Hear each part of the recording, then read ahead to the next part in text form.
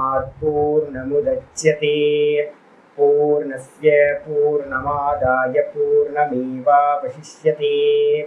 ओम शांति शांति शांति।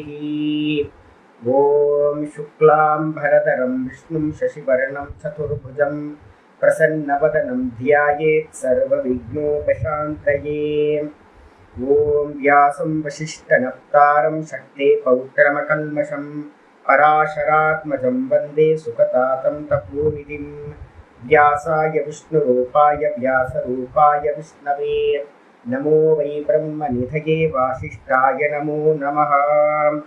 ओम गुरुर्ब्रह्मा गुरुर्विष्णुर्गुरुर्देवो महेश्वरः गुरुसाक्षात् परं ब्रह्म तस्मै श्रीगुरवे नमः।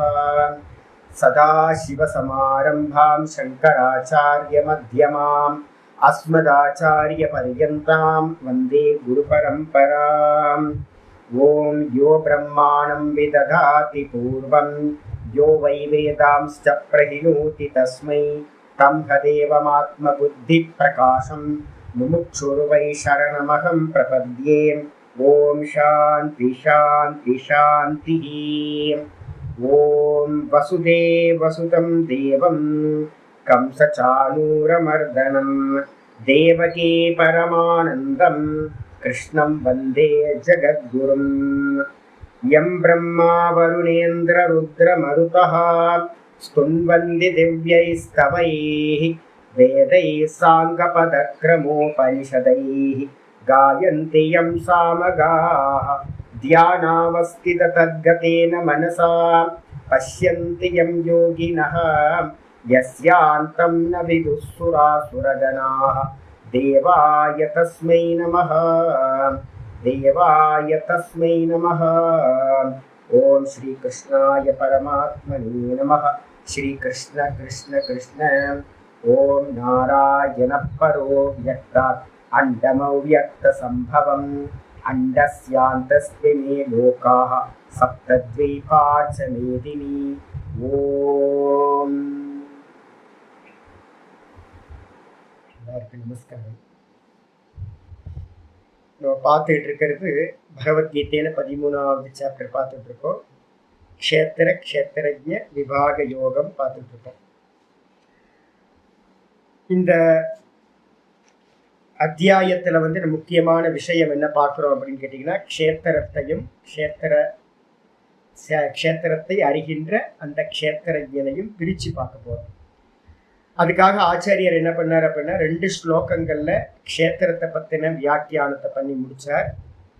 24 தத்துவங்கள் பார்த்தீங்க அப்படின்னா அந்த க்ஷேத்திரம் அப்படின்றதுல சொல்லப்பட்டது. 5வது ஸ்லோகத்துல 24 தத்துவங்கள். 6வது ஸ்லோகத்துல பார்த்தீங்கன்னா இச்சா துவேஷம் சுகம் துக்கம் சங்காத சேத்தனாதிருத்தின்னு ஒரு 7, மொத்தம் 31 தத்துவங்கள்ல 24 தத்துவம் பிளஸ் ஒரு 7, இதெல்லாம் சேர்த்து 31 ஐட்டங்கள் பார்த்தீங்க அப்படின்னா க்ஷேத்திர தர்மம் அப்படின்னு சொல்லியாச்சு. சொன்னதுக்கு பிறகு ஆச்சாரியர் என்ன பண்ணியிருக்காரு அப்படின்னா, 12வது ஸ்லோகத்துல இருந்து ஆரம்பிக்கணும். க்ஷேத்திரஜ்ஞ தர்மத்தை பத்தி பேச ஆரம்பிக்கணும். அப்ப க்ஷேத்திரஜ்ஞனை பேசுறதுக்கு முன்னாடி அதை அறிந்து கொள்வதற்கு ஒரு சாமர்த்தியம் நமக்கு தேவைப்படுது. பதார்த்தம் தெரிஞ்சுக்கலாம். பதார்த்தம் பார்த்தீங்கன்னா எப்படி அப்படின்னா, இப்ப நான் சப்தங்கள் இப்போ உங்களுக்கு சொல்லித்தரதெல்லாம் பதார்த்தங்களை தான் நான் இப்ப சொல்லித்தர போறேன் உங்களுக்கு. ஒரு பதம், அந்த பதத்துக்கு என்ன அர்த்தம், இதை தான் நான் சொல்லித்தர போறேன். இப்ப நம்ம என்ன பண்ண போறோம் அப்படின்னா, ஒரு 11வது ஸ்லோகம் வரைக்கும் இருக்க குவாலிட்டிஸ் எல்லாத்தையும் படிக்கதான் போறோம். ஒவ்வொன்றுத்துக்கும் மீனிங் பார்க்க போறோம். இன்னும் இம்ப்ளிமெண்ட் பண்ணியிருக்கோமா அப்படின்னு கேட்டீங்கன்னா, இம்ப்ளிமெண்ட் பண்ணல. நேற்று பாட்டத்துல பார்த்தீங்கன்னா 7வது ஸ்லோகத்துல பார்த்திருக்கோம், அமானித்துவம், தன்னை பத்தின நினைப்பை விடுறது. நான் ஒண்ணுமே இல்லை அப்படின்னு பார்த்தீங்கன்னா தன்னை சிலாகிச்சுக்கிறத பார்த்தீங்கன்னா தான் ரொம்ப பெருசா எல்லாம் பண்ணிட்டேன் அப்படின்ற மனசுல நமக்கு எண்ணம் இருக்கும். எல்லாத்துக்குள்ளார மனசுலயும் பார்த்தீங்கன்னா தன்னை பத்தி ரொம்ப பெருமிதம் இருக்கும். அதை ஃபர்ஸ்ட் எடுத்தோன்னு அதை நெகேட் பண்ணணும். என்ன அப்படின்னா, நான் ஒன்றும் இல்லை, சுவாமிக்கு முன்னாடி ஒன்றும் இல்லை, சுவாமி தான் எல்லாம் அப்படின்னு விட்டுருணும். இது நல்லா உள்ள புரிஞ்சுது அப்படின்னா நம்மளை பத்தி வெளியில போய் தம்பட்டம் அடிக்கிறதுன்றது இல்லாம போயிடும். அப்போ அமானித்துவம் அதம்பித்துவம் இது நிறைய பேர்ட்ட இருக்கலாம், நம்மகிட்ட நிறைய பேர்ட்ட இருக்கலாம். ஆனா வந்து தன்னை பத்தின சிலாகிப்பு வந்து பாத்தீங்கன்னா நிறைய பேர்ட்ட இயல்பாவே இருக்கும். வெளில சொல்ல வேணாம், அதுக்கு பேர் இல்லை, உள்ளுக்குள்ளார இருக்கும். அதையே விட்டுறணும். அஹிம்சாவை வந்து பாத்தீங்கன்னா முழுசா வந்து பாத்தீங்கன்னா எவ்வளவு மேக்சிமம் வந்து பாத்தீங்கன்னா பண்ண முடியுமோ கவனமா வந்து பாத்தீங்கன்னா அஹிம்சையை ஃபாலோ பண்றது. அதுக்கப்புறம் சாந்தின்னு சொல்லக்கூடியது வந்து பாத்தீங்கன்னா ரொம்ப பொறுமையா இருக்கிறது. யாரு என்ன பண்ணினாலும் என்ன பண்றது, ரியாக்ட் பண்ணாம இருக்கிறது, பொறுமையா இருக்கிறது. அதுக்கப்புறம் ஆர்ஜவம்னும் போது ரொம்ப ஸ்ட்ரெயிட் ஃபார்வர்ட்னஸ் முக்கியம். ஆச்சாரியர் என்ன பண்ணுவார் அப்படின்னா, இதுல கேனோபனிஷத்துல வந்து பாத்தீங்கன்னா குவாலிட்டிஸ் சொல்லும் போது சொல்றார், இந்த லௌகிக சத்தியத்தை நீங்க அடையாம பாரமார்த்திக சத்தியத்தை வந்து பாத்தீங்கன்னா அடைய முடியாது. பாஷ்யத்துல வந்து பாத்தீங்கன்னா பின்னாடி சொல்லுவார், இந்த விவகார சத்தியத்துல வந்து நம்ம நேர்மையா இருக்கணும். நேர்மையா எந்த அளவுக்கு இருக்கிறோமோ அந்த அளவுக்கு தான் அந்த பாரமார்த்திக சத்தியத்தை அடைய முடியும். ஆர்ஜவம் அப்படின்றது முக்கியமானது. இதுக்கப்புறம் ஆச்சாரிய உபாசனம். ஆச்சாரியரை வந்து பாத்தீங்கன்னா மோட்ச சாஸ்திரத்தை யார் சொல்லி கொடுக்குறாங்களோ அவங்களுக்கு பக்கத்துல இருந்துகிட்டு அந்த டிரான்ஸ்ஃபர்மேஷன், அப்பதான் சைத்தன்யத்திலிருந்து ஒரு சைத்தன்யம் தான் வந்து பாத்தீங்கன்னா அதை ரிசீவ் பண்ணாதான் நல்லா இருக்கும். அதனால அணுக்க தொண்டரா இருந்துக்கிட்டு சேவபாவம் சேவை பண்ணிக்கிட்டு அவர்கிட்ட வித்யாவை கிரகணம் பண்றது. சௌச்சம் அப்படின்றதுக்கு அர்த்தம் வெளி சௌச்சம், நம்ம தண்ணி ஊத்தியோ இல்லை வந்து சோப்பெல்லாம் போட்டு டெய்லி ஸ்நானம் பண்றோம். அதே மாதிரி வந்து உள்ள இருக்க சௌச்சம் எது அப்படின்னு கேட்டா காமக்ரோதாதிகள் எல்லாத்தையும் பிரதிபக்ஷ பாவனை அப்படின்றது மூலமா எதிர்மறையான சிந்தனை பண்ணி இதெல்லாம் மோட்ச மார்க்கத்துக்கு எதிரானது, நம்ம இந்த குணங்கள்லாம் வச்சிருந்தா மோட்சம் அடைய முடியாது, இதனால மோட்சம் அடைய முடியாதுன்னு எல்லாத்தையும் எதிரிடையான சிந்தனை பண்ணி உள்ள இருக்கிறது எல்லாத்தையும் தப்பான எண்ணங்கள் எல்லாத்தையும் நெகேட் பண்றது. இது வந்து பாத்தீங்கன்னா உள்ள இருக்கிறத சுத்தப்படுத்துறது. இதுக்கப்புறம் ஸ்தைரியம் அப்படின்றதுக்கு அர்த்தம், இந்த மோட்ச மார்க்கத்துக்குள்ளார நம்ம என்ட்ரு ஆயிருக்கோம் அப்படின்னா இங்க கொஞ்ச நாள் அங்க கொஞ்ச நாள் இதை ஒண்ணு அதை ஒண்ணு அப்படின்னு வதன்னு பண்ணிட்டு இருக்கிறத வந்து பாத்தீங்கன்னா நம்ம சொல்லுவோம் நாய் வாய் வச்ச மாதிரி. நாய்க்கு பிஸ்கட் போட்டீங்கன்னா டெய்லி நான் எக்ஸ்பீரியன்ஸ் என்ன அப்படின்னு கேட்டா, பிஸ்கட் போட்டோம் அப்படின்னா அது சாப்பிட்டுட்டே இருக்கும். இன்னொரு இடத்துல போட்டிங்கன்னா அது இன்னொரு இடத்துக்கு போயிட்டு இதை விட்டுரும், இன்னொரு இடத்துல போட்டிங்கன்னா அதையும் விட்டு இன்னொரு இடத்துக்கு போகும். அப்போ நாய் வாய் வச்ச மாதிரி இங்கே கொஞ்சம் சாப்பிடும், அங்கே கொஞ்சம் சாப்பிடும், அங்கே கொஞ்சம் சாப்பிடும். அப்போ நம்மளும் வந்து பார்த்தீங்கன்னா அது மாதிரி இருந்தோம் அப்படின்னா என்ன ஆகாது அப்படின்னா இந்த மோட்ச மார்க்கத்தில் சக்ஸஸ் பண்ண முடியாது. அப்போ என்ன பண்ணணும் அப்படின்னு கேட்டிங்கன்னா, நல்ல ஒரு ஸ்திரத்தன்மையோட ஒரு டெக்ஸ்ட் எடுத்தோம் அப்படின்னா அந்த டெக்ஸ்ட்டை கம்ப்ளீட்டாக வந்து பார்த்தீங்கன்னா நான் என்ன விலை கொடுத்தாலும் அதை கம்ப்ளீட் பண்ணுவேன்.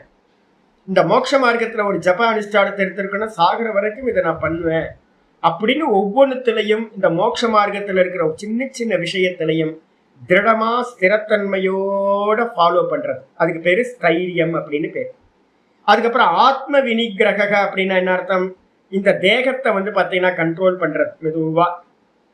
அதுக்கப்புறம் இந்திரியங்களை கண்ட்ரோல் பண்றது, அதுக்கப்புறம் மனசை கண்ட்ரோல் பண்றது. இதெல்லாம் எங்க சம்பவிக்கும் அப்படின்னா அதுக்கு தான் உபாசனைகள் அப்படின்னு சொல்லப்பட்டிருக்கு. இந்த யோக மெத்தட் எல்லாம் எதுக்கு அப்படின்னு கேட்டீங்கன்னா, இந்த ஆத்ம வினிகிரகம்ன்றதுல வந்து பாத்தீங்கன்னா யோகம் ஃபுல்லா வந்துடும் உங்களுக்கு. யோகம் இல்லாம நிறைய பேர் சொல்றாங்க யோகம்லாம் தேவையில்லை, யோகம் தேவையில்லை அப்படின்னு. அப்ப எப்படி நீங்க ஆத்ம வினிகிரகம் பண்ணுவீங்க? பிராணாயாமம் பண்ணாம இந்திரியம் வசப்படவே படாது. பிராணாயாமம் இருந்தா மட்டும்தான் இந்திரியங்களை வசப்படுத்த முடியும். மனசை வசப்படுத்தணும் அப்படின்னா ஏக்க பிரத்திய அபியாசம்னு சொல்லக்கூடிய நல்ல ஒரு ஜபத்தை எடுத்துக்கிட்டு சுவாமியோட நாமத்தை வந்து சதா உச்சரிச்சுக்கிட்டே உள்ளுக்குள்ளார இருந்தாதான் இந்த மனசு கட்டுப்படும். பகவானோட ஏதாவது ஒரு ரூபத்திலேயே தாரணை பண்ணி அபியாசம் பண்ணாதான் இந்த மனசு கண்ட்ரோலுக்கு வரும். அப்ப இந்த ஆத்ம வினிகிரகம்ன்றது வந்து பாத்தீங்கன்னா டோட்டலா யோகத்தை வந்து அபியாசம் பண்றதுன்னு எடுத்துக்கணும்.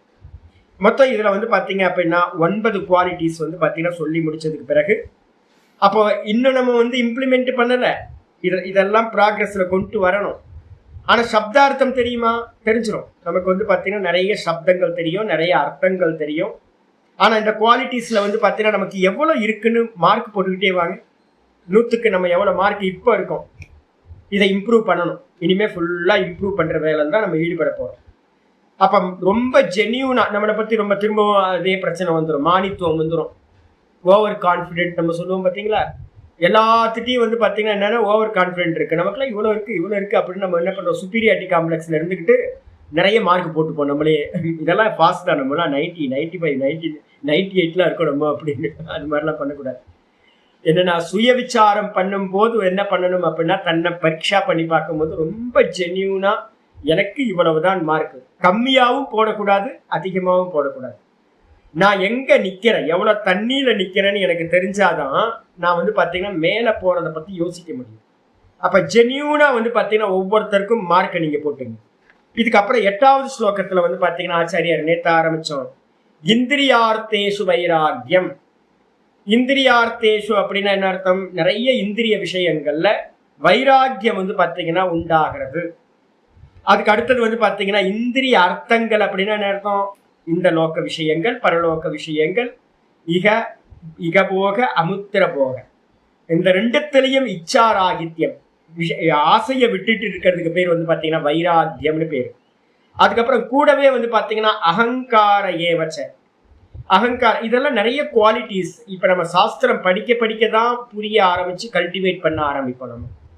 இப்ப நான் ஏற்கனவே 3ல வந்து பாத்தீங்கன்னா 3வது அத்தியாயத்துல 27, 28 சொல்லியிருக்கேன். 27வது ஸ்லோகத்துல வந்து ரொம்ப தெளிவா சொல்லுது. 3:27 பிரகிருதே கிரியமானானி குணை கருமாணி சர்வசக அகங்கார விமூடாத்மா கர்த்தா அகமிதி மன்யதே. ஒரு அருமையான ஸ்லோகம் இருக்கு. இந்த எல்லா கருமங்களையும் யாரு பண்றா அப்படின்னா பிரகிருதி தான், 3 குணங்களாலான பிரகிருதி தான் பண்ணுது. இந்த உலகத்துல ஒரு சின்ன இலை அசைஞ்சாலும் கூட அதுக்கு பின்னாடி யாரு இருக்கா? பிரகிருதியோட 3 குணங்கள் இருக்கு.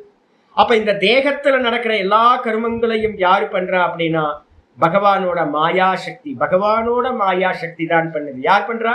மெஜிஷியன் தான். மாயா சக்தியை வந்து தன்னால பிரயோகமாகாது, பின்னாடி யார் இருக்கணும்? மெஜிஷியன் இருந்தா தான் மாயா வந்து ஒர்க் அவுட் ஆகும். அப்போ மாயா சக்திக்கு பின்னாடி பகவான் இருக்கார். அப்ப என்னை யாரு இயக்கிறா? எனக்குள்ளார இருக்கிற அந்த பரந்தாமன் தான் அந்தர்யாமியா இருந்துகிட்டு எல்லா காரியத்தையும் பண்றான். நான் பண்ணவில்லை, நான் வெறுமனே நிமித்த மாத்திரம் அப்படின்னு மனசுக்குள்ளார வந்து பாத்தீங்கன்னா திரும்ப திரும்ப திரும்ப சொல்லிக்கணும். நான் பண்ணல, நான் பண்ணல, பகவான் பண்றாரு உள்ள இருந்து. அனகங்காரைய வச்சதை கல்டிவேட் பண்ணணும். மெதுவா மெதுவா மெதுவா நம்ம இம்ப்ளிமெண்ட் கொண்டே வரணும். இப்ப நான் கிளாஸ் ஆரம்பிக்கிறதுக்கு முன்னாடி முடிஞ்சதுக்கு பிறகு வந்து பாத்தீங்கன்னா என்ன எல்லா ஸ்லோகங்கள்லாம் முடிச்சுட்டு, தியான ஸ்லோகங்கள்லாம் முடிச்சுட்டு ஒரு 2 நிமிஷம் வந்து ஒரு செகண்ட் நான் என்ன பண்றேன், நிக்கிறேன்ல மௌனமா, என்ன பண்றோம் தெரியுங்களா? சாமி நீ பேசு, சாமி சாமி நீ பேசு சாமி. அப்ப என்ன அர்த்தம்னா நான் பேசல, நான் பேசுறேன்றதையே நான் இப்ப என்ன பண்றேன் அப்படின்னு கேட்டீங்கன்னா மெதுவா பாட ஆரம்பிக்கிறதுக்கு முன்னாடி சாமி புத்தி உன்னோடது, சாமி மனசு உன்னோடது, சாமி இந்த வாக்கு உன்னோடது, சாமி உள்ளுக்குள்ளா இருக்க உணர்வு உன்னோடது, பார்க்கிறவனா நீ தான் இருக்க, சைத்தன்யமா உணர்வா. அதனால வந்து பாத்தீங்கன்னா நீ பேசு சாமி, நீ தான் பாடம் எடுக்க போற. அப்ப பரமஹம்சானந்தா, ஐயோ பரமஹம்சானந்தான்னு ஒரு ஆள் இல்லவே இல்லை. அப்போ இது மாதிரி ஒவ்வொரு காரியத்திலையும் நம்ம என்ன பண்ணணும் அப்படின்னு கேட்டீங்கன்னா நான் பண்ணல, நான் பண்ணல, நான் பண்ணலன்னு இந்த அகங்காரத்தை வந்து பாத்தீங்கன்னா விடணும். அகங்காரம்னு என்ன அர்த்தம்? அபிமானம். நான் பண்றேன்னு கர்த்திருத்துவ அபிமானம் இருக்கு நம்மள்ட்ட, டூயர்ஷிப் இருக்கு. அதை வந்து பாத்தீங்கன்னா மெதுவா, அது இமிடியேட்டா ஒரே நாள்ல எரேஸ் பண்ணிட முடியாது. நம்ம மெதுவா மெதுவா கல்டிவேட் பண்ணி எந்த எண்ணத்தை மெதுவா கொண்டுட்டு வந்துகிட்டே இருக்கணும். அப்ப அனகங்கார ஏவச்ச. அது அப்புறம் முக்கியமானது ஒண்ணு பார்த்திருக்கோம், ஜென்ம மிருத்தி ஜராவியாதி துக்க தோஷானு தர்சனம். வைராக்கியம் பரிபூர்ணமா உண்டாகணும் அப்படின்னா என்ன பண்ணணும்? ஜென்ம துக்கத்தையும் மிருத்யுன்றதுல வந்து பாத்தீங்கன்னா மற்ற மரணங்களை எல்லாத்தையும் பார்க்கணும். ஜென்மத்தை பார்க்கணும், மரணத்தை பார்க்கணும், ஜரான்னு சொல்லக்கூடிய வயோதிக அவஸ்தையை பார்க்கணும், வியாதிகளை பார்க்கணும். இதுல இருக்கக்கூடிய எல்லா துக்கத்தையும் வந்து பாத்தீங்கன்னா தொடர்ந்து அனுதர்சனம், திரும்ப திரும்ப திரும்ப திரும்ப இதை பார்த்துக்கிட்டே இருக்கிறது. இப்போ அதான் நாங்கள் பண்ணிக்கிட்டே இருக்கோம். வயோதிகத்தை வந்து பார்த்தீங்கன்னா வெளியில் இப்போ கீழே இறங்கணும் அப்படின்னா கிளாஸ் முடிச்சுட்டு ஃபர்ஸ்ட் எடுத்தோட எங்களுக்கு முதல்ல வந்து நிற்கிறது இந்த ஜரா வந்து நிற்கிது. அதுக்கப்புறம் மரணம் வந்து பார்த்தீங்கன்னா ஒவ்வொரு இதுலேயும் யூடியூப்பை பார்க்க முதல்லாம் இந்த மரணத்தை தான் நான் அதிகமாக பார்த்துக்கிட்டு இருக்கேன். மரணம் துக்கம். ஜென்மம் வந்து பார்த்தீங்கன்னா நம்ம ரீகால் பண்ணி பார்க்க வேண்டியது. ஜென்மம் வந்து பார்த்தீங்கன்னா எவ்வளோ கஷ்டம், ஜென்மம் எப்படி வந்துச்சு அப்படின்னு உட்கார்ந்து யோசிக்கிறேன். அதுக்கப்புறம் கர்ப்ப உபனிஷத்துன்னு ஒன்று இருக்கு. அந்த கர்ப்ப உபனிஷத்தை நான் போடுறேன் எப்போது. கர்ப்ப உபனிஷத்துல வந்து உள்ளுக்குள்ளார கர்ப்பவாசம் எவ்வளவு கஷ்டம்ன்றதெல்லாம் சொல்லும். இதெல்லாம் திரும்ப திரும்ப நமக்கு வியாதியை பத்தி நமக்கு நல்லா தெரியும். வியாதி வந்து பாத்தீங்கன்னா சதா வியாதி வந்துகிட்டே இருக்கு. அதுல இருக்கக்கூடிய துக்கங்கள் இது எல்லாத்தையும் திரும்ப திரும்ப திரும்ப சிந்திக்கணும். இது மாதிரி வந்து கோடிக்கணக்கான ஜென்மங்கள் எடுத்தோம். அது வந்து பாத்தீங்கன்னா அமெரிக்கன் பிரசிடென்டா இருக்கட்டும், இல்ல இந்திரனா இருக்கட்டும், இல்ல யாரா இருந்தாலும் தேகம் எடுத்தா அது துக்கம் தான். அப்ப இதை நல்லா சிந்தனை பண்ணிக்கிட்டே இருக்கிறதுனால உங்களுக்கு என்ன வரும் அப்படின்னு கேட்டீங்கன்னா பரிபூரண வைராக்கியமானது உங்களுக்கு சித்திக்கும். இதான் அப்போ இந்திரியார்த்தேஷு வைராக்கியம் அப்படின்றது இந்திரிய விஷயங்களில் போகங்களில் வைராக்கியம். அதே நேரத்துல ஜென்ம மிருத்தி ஜராவியாதி துக்க தோஷானு தரிசனம் பண்ணும்போது என்ன உண்டாகுதுன்னு இந்த ஜென்மத்திலேயே பாத்தீங்க அப்படின்னா பிறவியே வேணாம் சாமி அப்படின்னு பிறவியிலேயே உங்களுக்கு வைராக்கியமானது உண்டாகிறது. இதோட மீனிங் தான் நம்ம பாஷ்யம் பார்க்கணும். 8வது ஸ்லோகத்துக்கான பாஷ்யம் வந்துருங்க. ஆச்சாரியர் ஆரம்பிக்கிறார். இந்திரியார்த்தேஷு அப்படின்னு என்ன அர்த்தம்? சப்தாதிஷு, இந்த இந்திரியங்களுக்கு புலன்களுக்கு விஷயமா இருக்கிற ரூபம் ரசம் கந்தம் ஸ்பர்ஷம் அப்படின்னு இருக்குல்ல. இப்போ இந்த காது சப்தத்தை கேட்குது, இளையராஜா மியூசிக் அப்படின்னா பின்னாடியே போகுது. ஒவ்வொருத்தரோட பாட்டு கர்நாடிக் மியூசிக்னா யார் பாடினாலும் நின்று கேட்குது. அப்போ என்ன அர்த்தம்னு கேட்டிங்கன்னா சப்தங்களில் நமக்கு பார்த்தீங்கன்னா ஈர்ப்பு இருக்கு, வைராக்கியம் இன்னும் வரல. அதுக்கப்புறம் ஒவ்வொரு விஷயத்துலையும் தோசையில பார்த்தீங்கன்னா இந்த மசால் தோசையில பார்த்தீங்கன்னா இன்னும் அப்படியே கண்ணெல்லாம் அப்படியே விரியுது. நல்ல நல்ல ஐட்டத்து மேலாம் ஆசைப்படுது இந்த நாக்கு, நல்ல ஸ்பர்ஷத்தை ஆசைப்படுது, நல்ல கிளாத் சாஃப்ட் கிளாத் இருந்தால் நல்லா இருக்குன்னு தோணுது. அதுக்கப்புறம் நல்ல ஸ்மெல் அகர்பத்தி ஸ்மெல்லாக விரும்புது, சந்தனத்தை விரும்புது, மல்லிகை விரும்புது. இது மாதிரி ஒவ்வொரு விஷயத்திலையும் பார்த்தீங்கன்னா இந்திரிய விஷயங்கள்ல சப்தாதிஷு சப்தம் முதலியவைகளில் அது எப்படி இருக்கும்? திருஷ்ட அதிருஷ்டேஷு போகேஷு. திருஷ்ட போகம்னு என்ன அர்த்தம்? இந்த உலகத்துல நம்ம எதையெல்லாம் பார்க்கிறோமோ யூடியூப் மூலமா, ஃபேஸ்புக் மூலமா, அப்புறம் மீடியா என்னெல்லாம் மீடியா இருக்கோ அது மூலமா எதெல்லாம் பார்க்குறோமோ பார்க்கும்போது இது நல்லா இருக்குமே, இதை அனுபவிக்கலாமே, இது நல்லா இருக்கே, இதை அனுபவிக்கலாமே நமக்கு தோணுது. இதே மாதிரி சாஸ்திரங்கள்ல இருக்கிறதெல்லாம் படிக்கும் போது ஆகாச விமானத்துல இந்திரன் மாதிரி பார்த்தீங்கன்னா போகலாம், தேவர்கள்லாம் போவாங்க, அனிமாதி சித்திகள்லாம் இருக்கும், திலோத்தமா மாதிரி பெரிய நடிகைகள்லாம் காட்டிலும் அதிகமான கவர்ச்சியோட இருக்கிற தேவ மங்கைகள்லாம் அங்கே இருப்பாங்க. எப்படி இருக்கும்னு ஆனந்தமா இருக்கும், நல்ல சாப்பாடுலாம் கிடைக்கும், நல்ல மியூசிக், கந்தர்வர்கள்லாம் அங்கிருந்து நல்லா இசைப்பாங்க, டான்ஸ் மியூசிக் பார்ட்டின்னு போகும். இதெல்லாம் பார்த்தீங்கன்னா சாஸ்திரத்தில் இருக்கிறது. அப்போ இந்த லோகத்துல பார்க்கக்கூடிய திருஷ்ட போகங்கள், பார்க்கக்கூடிய போகங்கள், அப்புறம் அதிர்ஷ்ட போகங்கள் அப்படின்னா சாஸ்திரத்திலிருந்து தெரிஞ்ச பரலோக விஷய போகங்கள். இதுல எல்லாத்துலயும் பாத்தீங்க அப்படின்னா விராக பாவம். விராகம் அப்படின்றதுக்கு அர்த்தம் வெறுப்பு இல்லை, நல்லா தெரிஞ்சுங்க. வெறுத்தவன் முள்ளு செடி மாதிரி ஆயிடுவான். வெறுப்பு இல்லை, விருப்பமின்மை. விருப்பமின்மைக்கு ரொம்ப டிஃபரன்ஸ் இருக்கு. வெறுப்பு பாத்தீங்கன்னா எப்ப வேணாலும் பாத்தீங்கன்னா அது மாறிடும். நல்லா புரிஞ்சு விவேகத்தோட இது மோட்ச மார்க்கத்துக்கு இது ரொம்ப ட்ரபிள் பண்ணும் அப்படின்னு பாத்தீங்கன்னா அதை சேவனம் பண்ணாம அது மேல ஆசை இல்லாம இருக்கிறதுக்கு பேரு விராகம் அப்படின்னு பேர். விராக பாவத்துக்கு பேர் தான் வைராக்கியம். விராகம், விகத ராகம் அப்படின்னு நம்ம சொல்லுவோம். விகத அப்படின்னா இல்லாத, ராகம் இல்லாத தன்மை, ஆசை இல்லாத தன்மைக்கு பேர் பாத்தீங்கன்னா வைராக்கியம்னு பேர். இதே பாத்தீங்கன்னா எங்க ஆச்சாரியர்கள் சொல்லுவாங்க விகத ராகம் அப்படின்னா ராகம் இருக்குல்ல, விசேஷ ராகம் அப்படின்னு அர்த்தம் எடுக்கணும். நீங்க எப்போ 1000 ரூபாய்க்கு ஆசைப்பட்டீங்கன்னா 10 ரூபாயில பாத்தீங்கன்னா உங்களுக்கு ஆசை போயிடும்.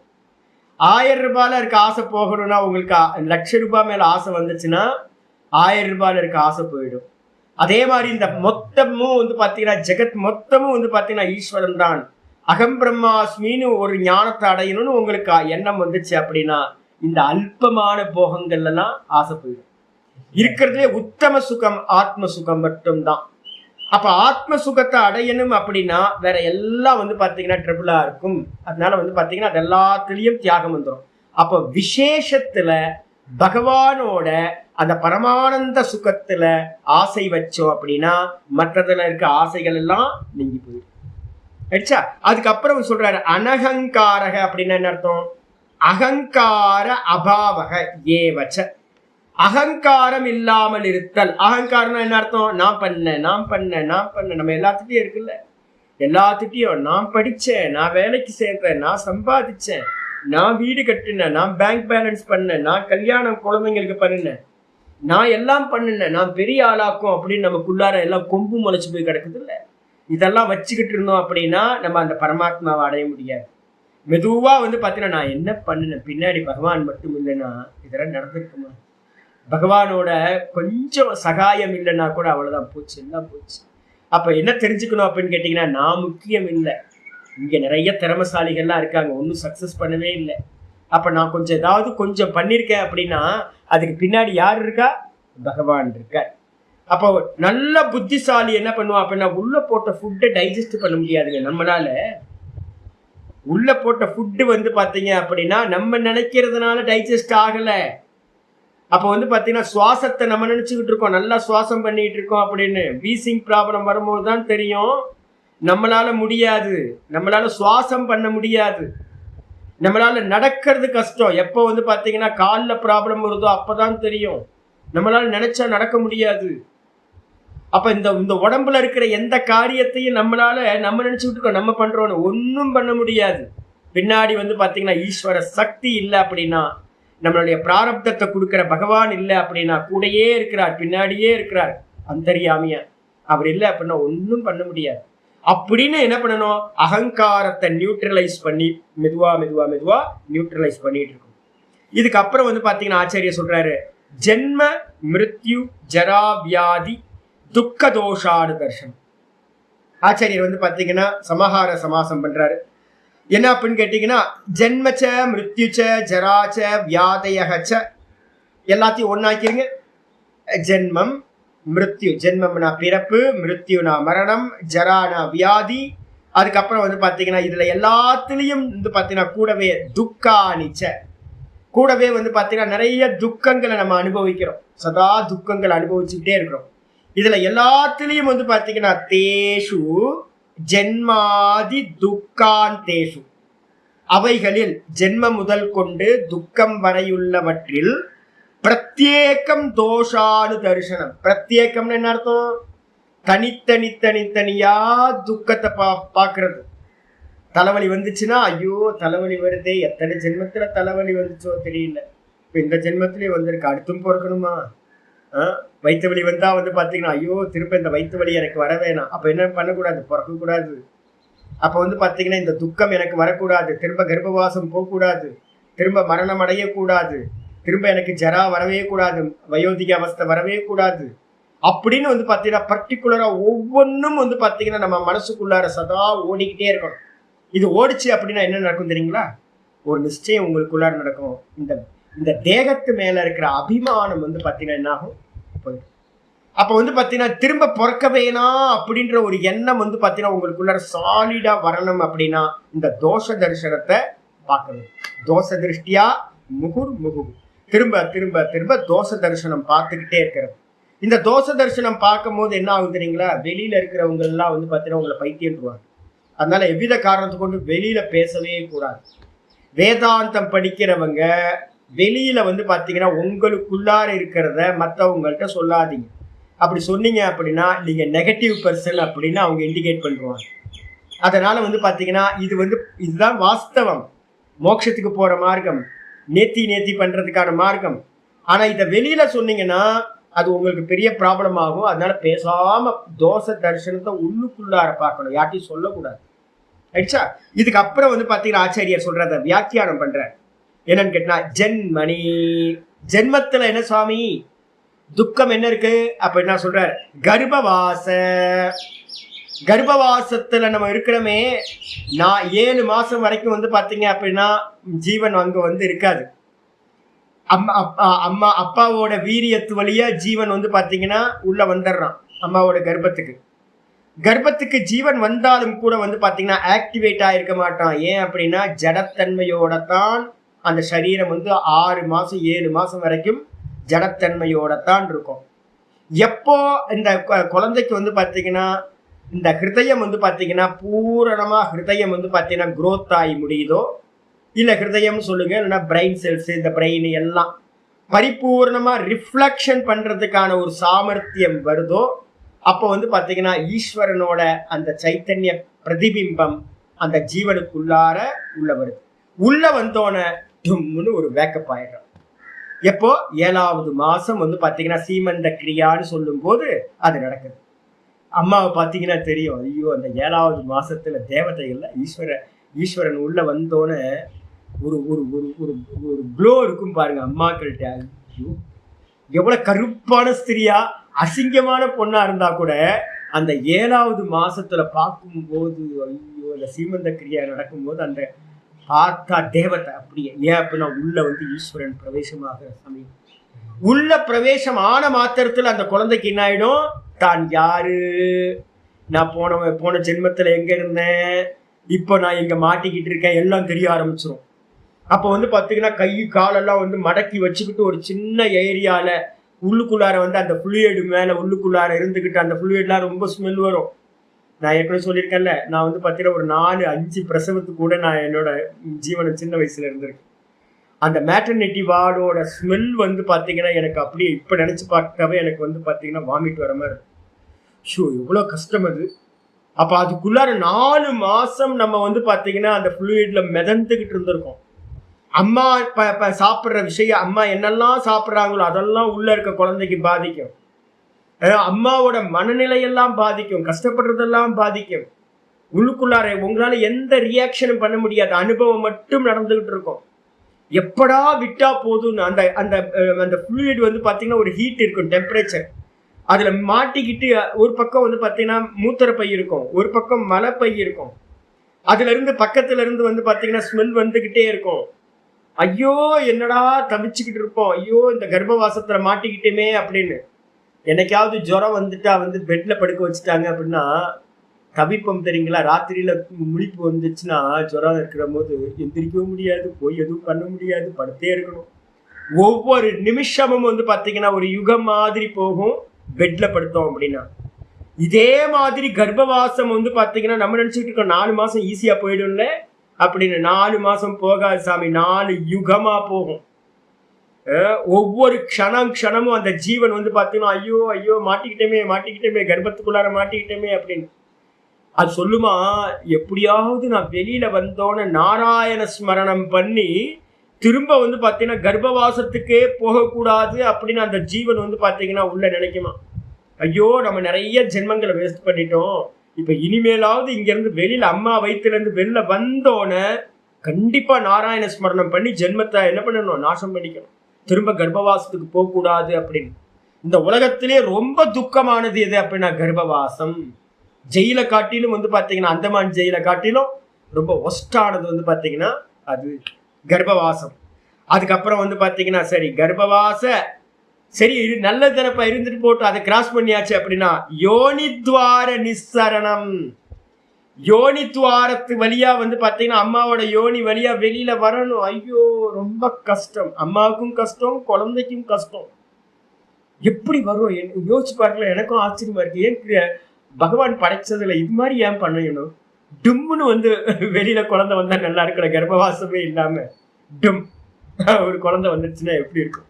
கர்ப்பவாசம் பண்ணி அதை வந்து பார்த்தீங்கன்னா சரி அந்த யோனித்வாரத்தை வந்து அந்த டைம்ல வந்து பார்த்தீங்கன்னா பெரிய ஹோலா ஆகி நம்ம ஈஸியா வர மாதிரி இருந்தா ஒரு ஸ்கேன் சென்டருக்குள்ளார நம்ம பாடி உள்ள போயிட்டு வெளில வருது இல்லை, ஸ்கேன் மிஷினுக்குள்ளார அது மாதிரி போயிட்டு வந்தா நல்லா இருக்கும்ல.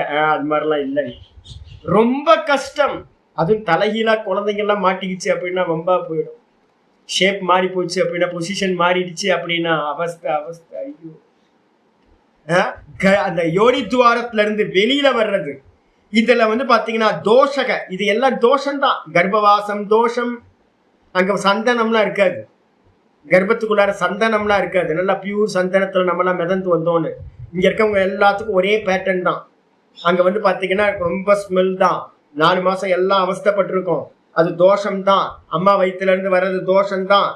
இதுல வந்து பாத்தீங்கன்னா தஸ்ய அனுதர்ஷனம். இதை நான் கொஞ்ச நேரம் பேசும்போதே உங்களுக்கு ஒரு மாதிரி கூச்சமா இருக்குல்ல. இதை உள்ளுக்குள்ளார நம்ம வந்து அனுபவிச்சு பார்க்கணும். ஐயோ என்னன்னு. முடிஞ்சா மேட்டர்னிட்டி வார்டு பக்கம் போய் அந்த ஸ்மெல்ல வந்து நல்லா மூச்சு இழுங்க பாருங்க, தெரியும். நல்லா இன்ஹேல் பண்ணி பாருங்க என்ன ஆகும். ஒரு அந்த குழந்தை பெற்றவங்க பக்கத்துல போனாவே ஒரு ஸ்மெல் வரும் தெரியுங்களா உங்களுக்கு. புதுசா குழந்தை பெற்று ஒரு நாள் 2 நாள் 3 நாள் 1 வாரம் 10 நாள் அப்படிதான் இருக்கும், அந்த ஸ்மெல் போகாது.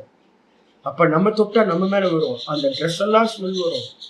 வீட்டுல வந்து பாத்தீங்கன்னா 4 பிரசவம் 5 பிரசவம் கூடயே இருந்திருக்கேன் என்னோட பூர்வாசிரம் சகோதரிகள் கூட.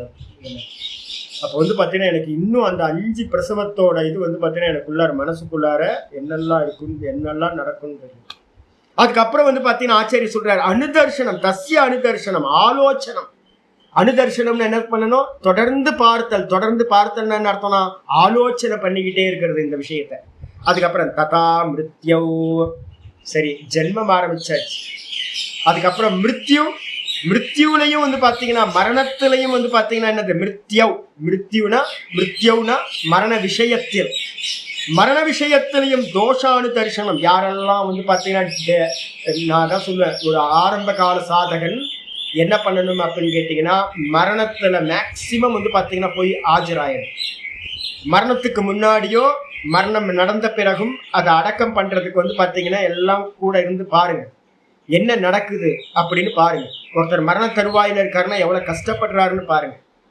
பார்க்கணும் எப்படி மரணம் நடக்குதுன்னு பார்க்கணும், சுவாசம் எப்படி பிரியுதுன்னு பார்க்கணும், எவ்வளவு கஷ்டப்படுறாங்கன்னு பார்க்கணும்.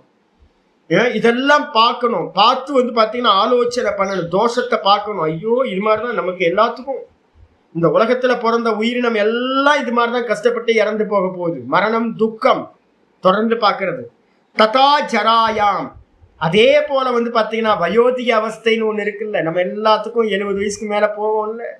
70ல இருந்து மெதுவா மெதுவா மெதுவா என்ன ஆகும் அப்படின்னு கேட்டீங்கன்னா பிரக்ஞா, சக்தி, தேஜோ, நிரோத தோஷ அனுதர்சனம். நம்மளுடைய பிரக்ஞா போயிடும், அறிவு போயிடும், மெமரிக்கு வராது எதுவுமே.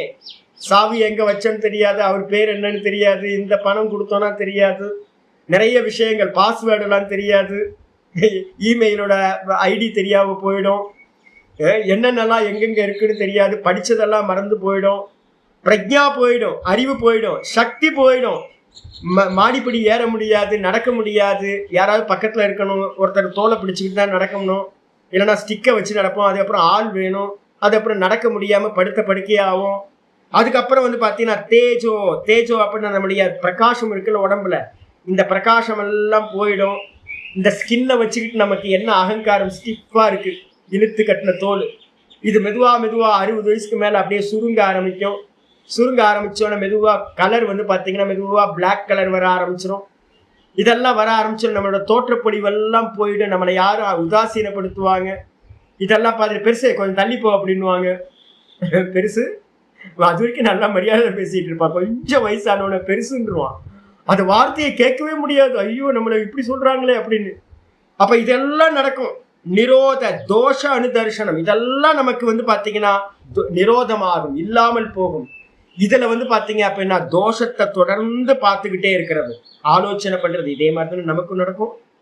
மற்றவங்களை பார்த்து பார்த்து பார்த்து நமக்கு அப்படியே காப்பி பண்றது, இதே மாதிரிதான் நமக்கும் நடக்கும், இதே மாதிரிதான் நமக்கு நடக்கும் அப்படின்னு. ததா துக்கேஷு, அதே மாதிரி துக்கங்கள் இருக்குல்ல. எத்தனை விதமான துக்கம்? ஆத்தியாத்மிக துக்கம். இந்த தேகத்துல துக்கம் நடக்குது, இந்த மனசுல துக்கம் நடக்குது. நமக்கு பிரியமில்லாத விஷயங்கள் நடக்கும்போது மனசு வந்து அக்செப்ட் பண்ணாம துக்கப்படுது. அதுக்கப்புறம் இந்த தேகத்துல வந்து வாதப்பித்த கஃபம் வந்து பாத்தீங்கன்னா மேல கீழே போகும்போது நிறைய வியாதிகள், அதனால துக்கப்படுது. அதுக்கப்புறம் துக்கத்துக்கு அப்புறம் என்னது? ஆதி பௌத்திகம். ஆதி பௌத்திகத்துல மற்ற ஜீவராசிகள் மூலமா துக்கம் வருது, மற்ற மனுஷங்க மற்ற ஜீவராசிகள் மூலமா. அதுக்கப்புறம் ஆதி தெய்வீகம் சொல்லக்கூடிய நேச்சுரல் சோர்ஸ்ல இருந்து நமக்கு நிறைய துக்கம் வருது. அதிகமான மழை, வெயில், எல்லாத்தினாலையும் துக்கம் வந்துகிட்டே இருக்கு. இதுல எல்லாத்திலையும் ததா துக்கேஷு ஆத்தியாத்மிக, ஆதி பௌத்திக, ஆதி தெய்வீக, ஆதி தெய்வ நிமித்தேஷு, இந்த 3 விஷயங்கள்ல இருந்து வரக்கூடிய துக்கங்கள்லயும் நமக்கு வந்து பாத்தீங்கன்னா ஆலோசனை பண்ணிக்கிட்டே இருக்கணும். எப்படா விடுபடுறது சுவாமி, எப்ப இந்த துக்கத்துல இருந்தெல்லாம் வெளியில போறது அப்படின்னு உள்ளுக்குள்ளார ஆலோசனை பண்ண பண்ண பண்ண தெரிய ஆரம்பிச்சிடும். சர்வம் துக்கம் துக்கம் துக்கம். யோக சூத்திரத்துல வந்து பாத்தீங்கன்னா ஒரு சூத்திரம் வந்து சொல்லுது, விவேகிக்கு வந்து பாத்தீங்கன்னா எப்படி இருக்கும் அப்படின்னா பரிணாம தாப சம்ஸ்கார குணவிருத்தி விரோதாச்ச சர்வமேவ துக்கம் விவேகினா அப்படின்னு ஒரு சூத்திரம் இருக்கு. எல்லாம் துக்கம். நல்ல விவேகம் வர வர வர இதை ஆலோசனை பண்ண பண்ண தெரிஞ்சிடும், எல்லாம் துக்கம் அப்படின்னு தெரிஞ்சிடும். எல்லாம் துக்கம்னு தெரிஞ்சா அதை நம்ம ஸ்வீகாரம் பண்றதுக்கு வந்து பாத்தீங்கன்னா மனசு வருமா? ஐயோ ஜென்மமே துக்கம்னு தெரிஞ்சு போச்சு அப்படின்னா அப்ப வந்து இனி பிறக்க கூடாது அப்படின்ற எண்ணம் மனசுக்குள்ளார இது வரணும். நிறைய பேர் சொல்றாங்க, நான் வந்து பாத்தீங்கன்னா அடுத்த பிறவி பிறக்கணுமா? ஈஸியா சொல்லிட்டு போறாங்க. அடுத்த பிறவி பிறந்தா இங்க பிறக்கணும் அங்க பிறக்கணும்னு. அப்ப இன்னும் வைராக்கியம் வரலன்னு அர்த்தம். எந்த பிறவி கிடைச்சாலும் அது துக்கம் தான் அப்படின்னு நமக்கு மனசுக்குள்ளார நல்லா வந்துடணும். ஏன்னா எந்த பிறவி பிறந்தாலும் அம்மா வயிற்றுல இருந்து வெளியில வர்றதுல இருந்து மரணத்துல இருந்து வியாதிகள்ல இருந்து எல்லாம் காமன். அதனால இதுல இருந்து யாரும் தப்பிக்க முடியாது. அப்போ ஜென்மமே வேணாம் அப்படின்றதுதான் வாஸ்தவமான இந்த ஆலோசனை பண்றதுனால நமக்கு கிடைக்கக்கூடிய லாபம். இதுக்கப்புறம் ஆச்சாரிய சொல்ற அத்தவா அல்லது என்ன பண்ணலாம், வேற ஒரு மீனிங் எடுக்கிறாரு. துக்கானியேவ தோஷோ துக்க தோஷம். துக்கம் தான் தோஷம், வேற எதுவும் தோஷம் இல்லை. சுகமா இருந்தா அது தோஷம் இல்லை. துக்கம் இருக்குல்ல, துக்கம் தான் இந்த உலகத்திலேயே பெரிய தோஷம். துக்கம் தான். எது துக்கம்? அதை எங்கெல்லாம் இருக்கு? தஸ்ய ஜென்மாதிஷு பூர்வவத்த அனுதர்சனம்.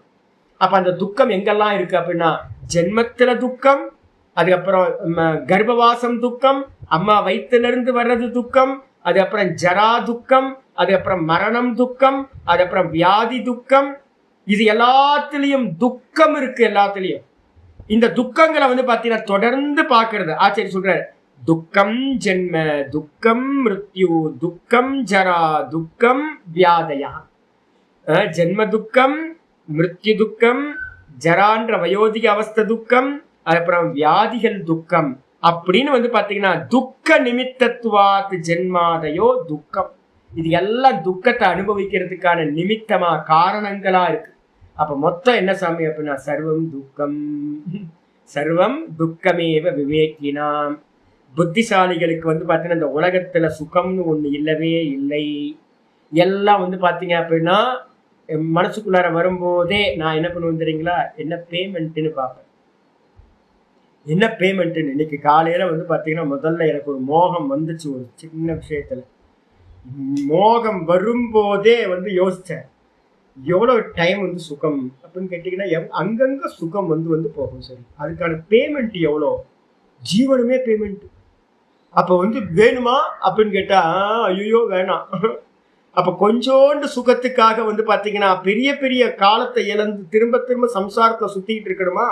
நம்ம அனுபவிக்கிற எல்லா போகங்களும் என்னன்னு கேட்டீங்கன்னா சுகர் கோட்டட் கசப்பு. வாஸ்தவத்துல துக்கம் மேல பாத்தீங்கன்னா கோட்டா இருக்கு. என்ன லைட் லேயர் சுகம் இருக்கு. அப்ப அதனால நம்ம என்ன பண்ணணும்னு கேட்டீங்கன்னா, இது எல்லாம் துக்கம் அப்படின்னு பாத்தீங்கன்னா என்ன பண்ணணும், துக்க சுரூபேன ஏவ துக்கம். இது எல்லாம் பாத்தீங்கன்னா துக்க சுரூபத்திராம இருக்கிறது. இது எல்லாம் துக்கம் தான். அது மட்டும் இல்ல, ஏவம் ஜென்மாதிஷு துக்க தோஷ அனுதர்சனம். இதே மாதிரி பாத்தீங்கன்னா ஜென்மங்கள் முதலிய எல்லாத்துலயும் பார்க்கணும். தேகேந்திரிய விஷய போகேஷு வைராக்கியம் உபஜாயதி. இத பார்க்கும்போது என்ன ஆகும், இந்திரியங்கள்லையும் தேகத்திலையும் விஷய போகங்கள்லையும் எல்லாத்திலையும் பாத்தீங்கன்னா வைராக்கியமானது ஒருத்தருக்கு உண்டாகுது. அப்ப வைராக்கியம் உண்டாகணும் அப்படின்னா, ஆனா கிரகஸ்தர்கள் பாத்தீங்கன்னா இதை பண்ண மாட்டாங்க.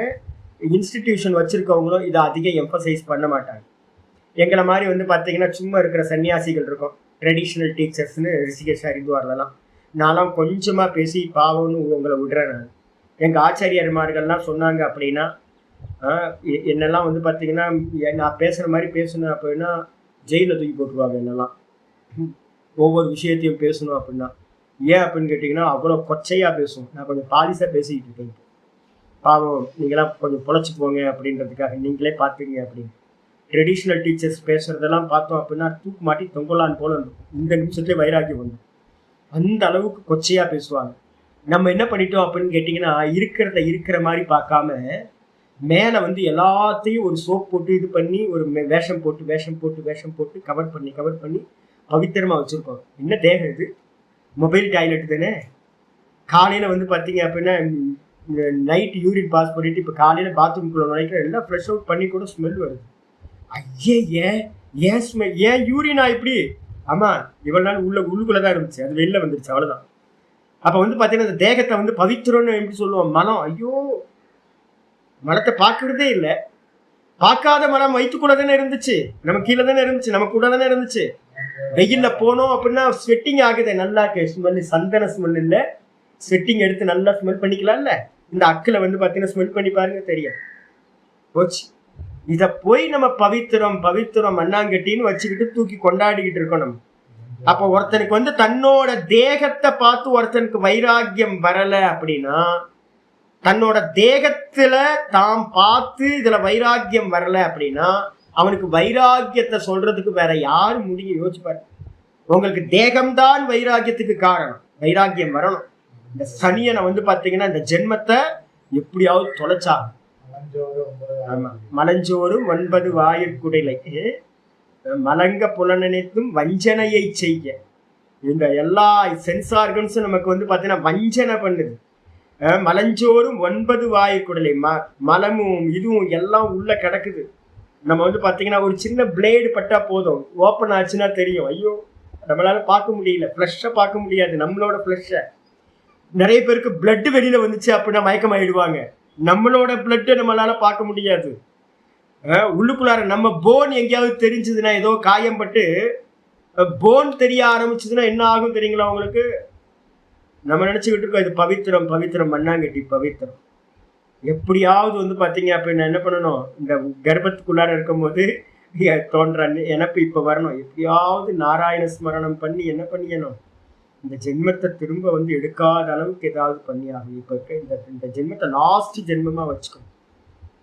பாஷிகார் ஆச்சாரிய சொல்றாரு என்னன்னு கேட்டீங்கன்னா, இதுல எல்லாத்துலயும் பாத்தீங்கன்னா வைராக்கியமானது உண்டாகுது. ததக முக்கியமானது பாருங்க, ஆச்சாரியார் இதை ஹைலைட் பண்ணீங்க.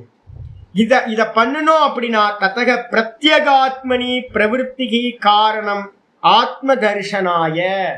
வெளியில இந்த விஷயத்துல எல்லாத்திலயும் நமக்கு வைராக்கியம் வந்தாதான், இந்த தேகம் இந்திரியம் இது எல்லாத்திலையும் பாத்தீங்கன்னா ஒரு ஒரு ஒரு மாதிரி சகிக்க முடியாத தன்மை நமக்கு வந்தாதான் என்ன ஆகும் அப்படின்னா பிரத்யேகாத்மனி பிரவருத்தி.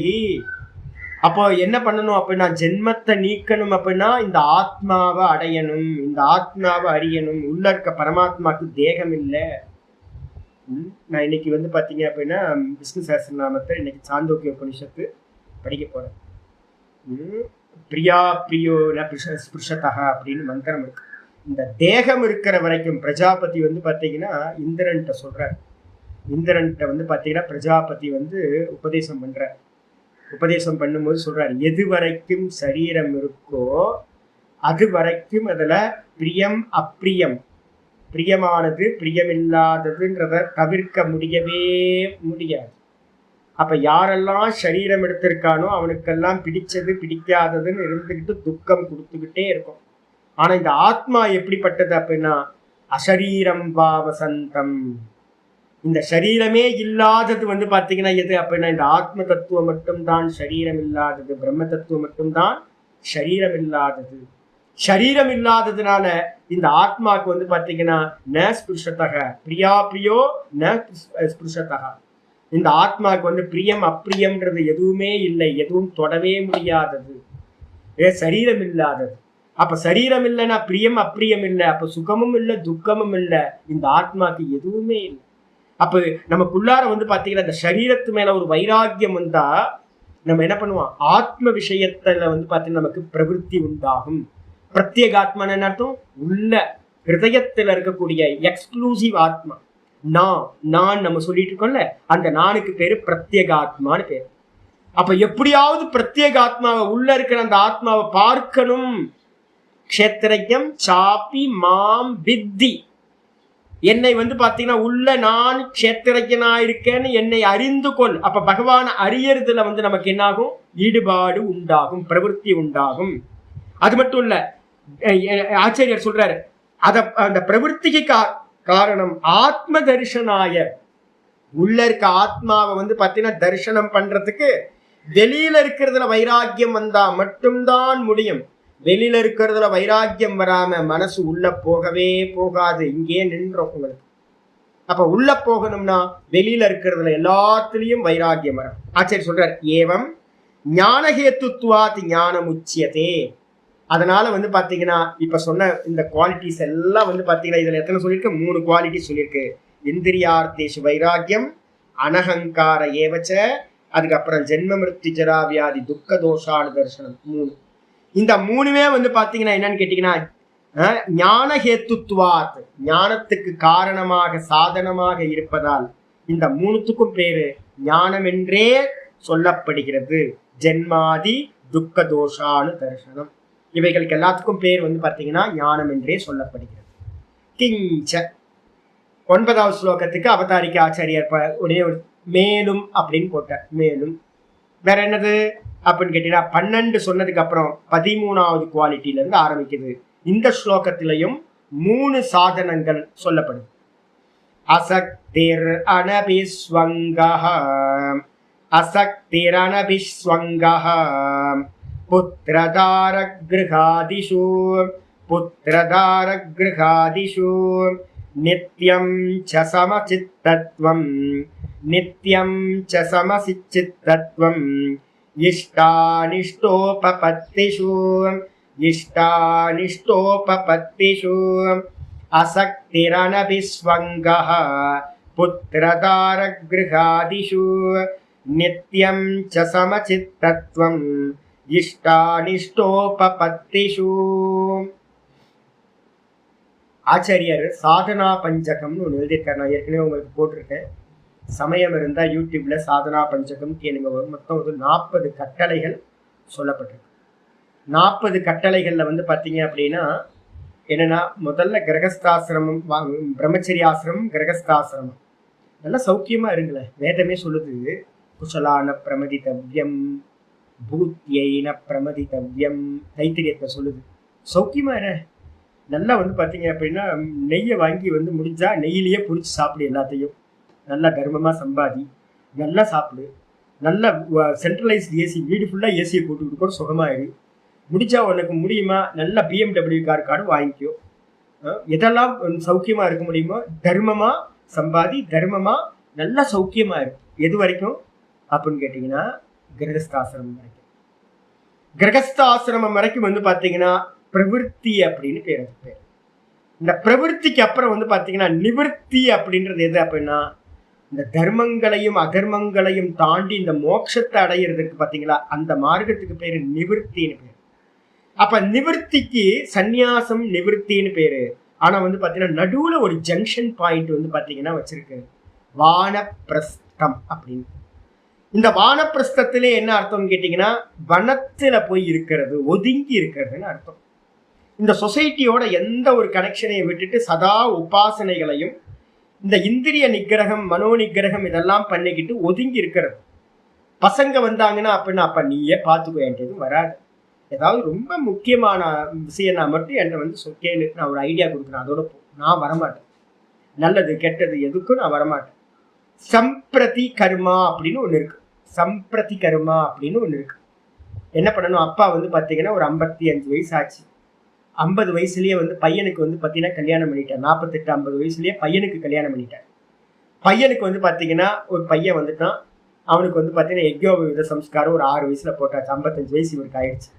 55 வயசு ஆனோடனே இவன் பேரப்புள்ள எடுத்தாச்சுன்னு தெரிஞ்சோடனே பையனை கூப்பிடுறது, வா. பையனை கூப்பிட்டு சாவி எல்லாத்தையும், வீட்டு சாவி எல்லாத்தையும், கூட்டு எல்லாத்தையும் எடுத்து அவன்கிட்ட கையில கொடுக்குறது.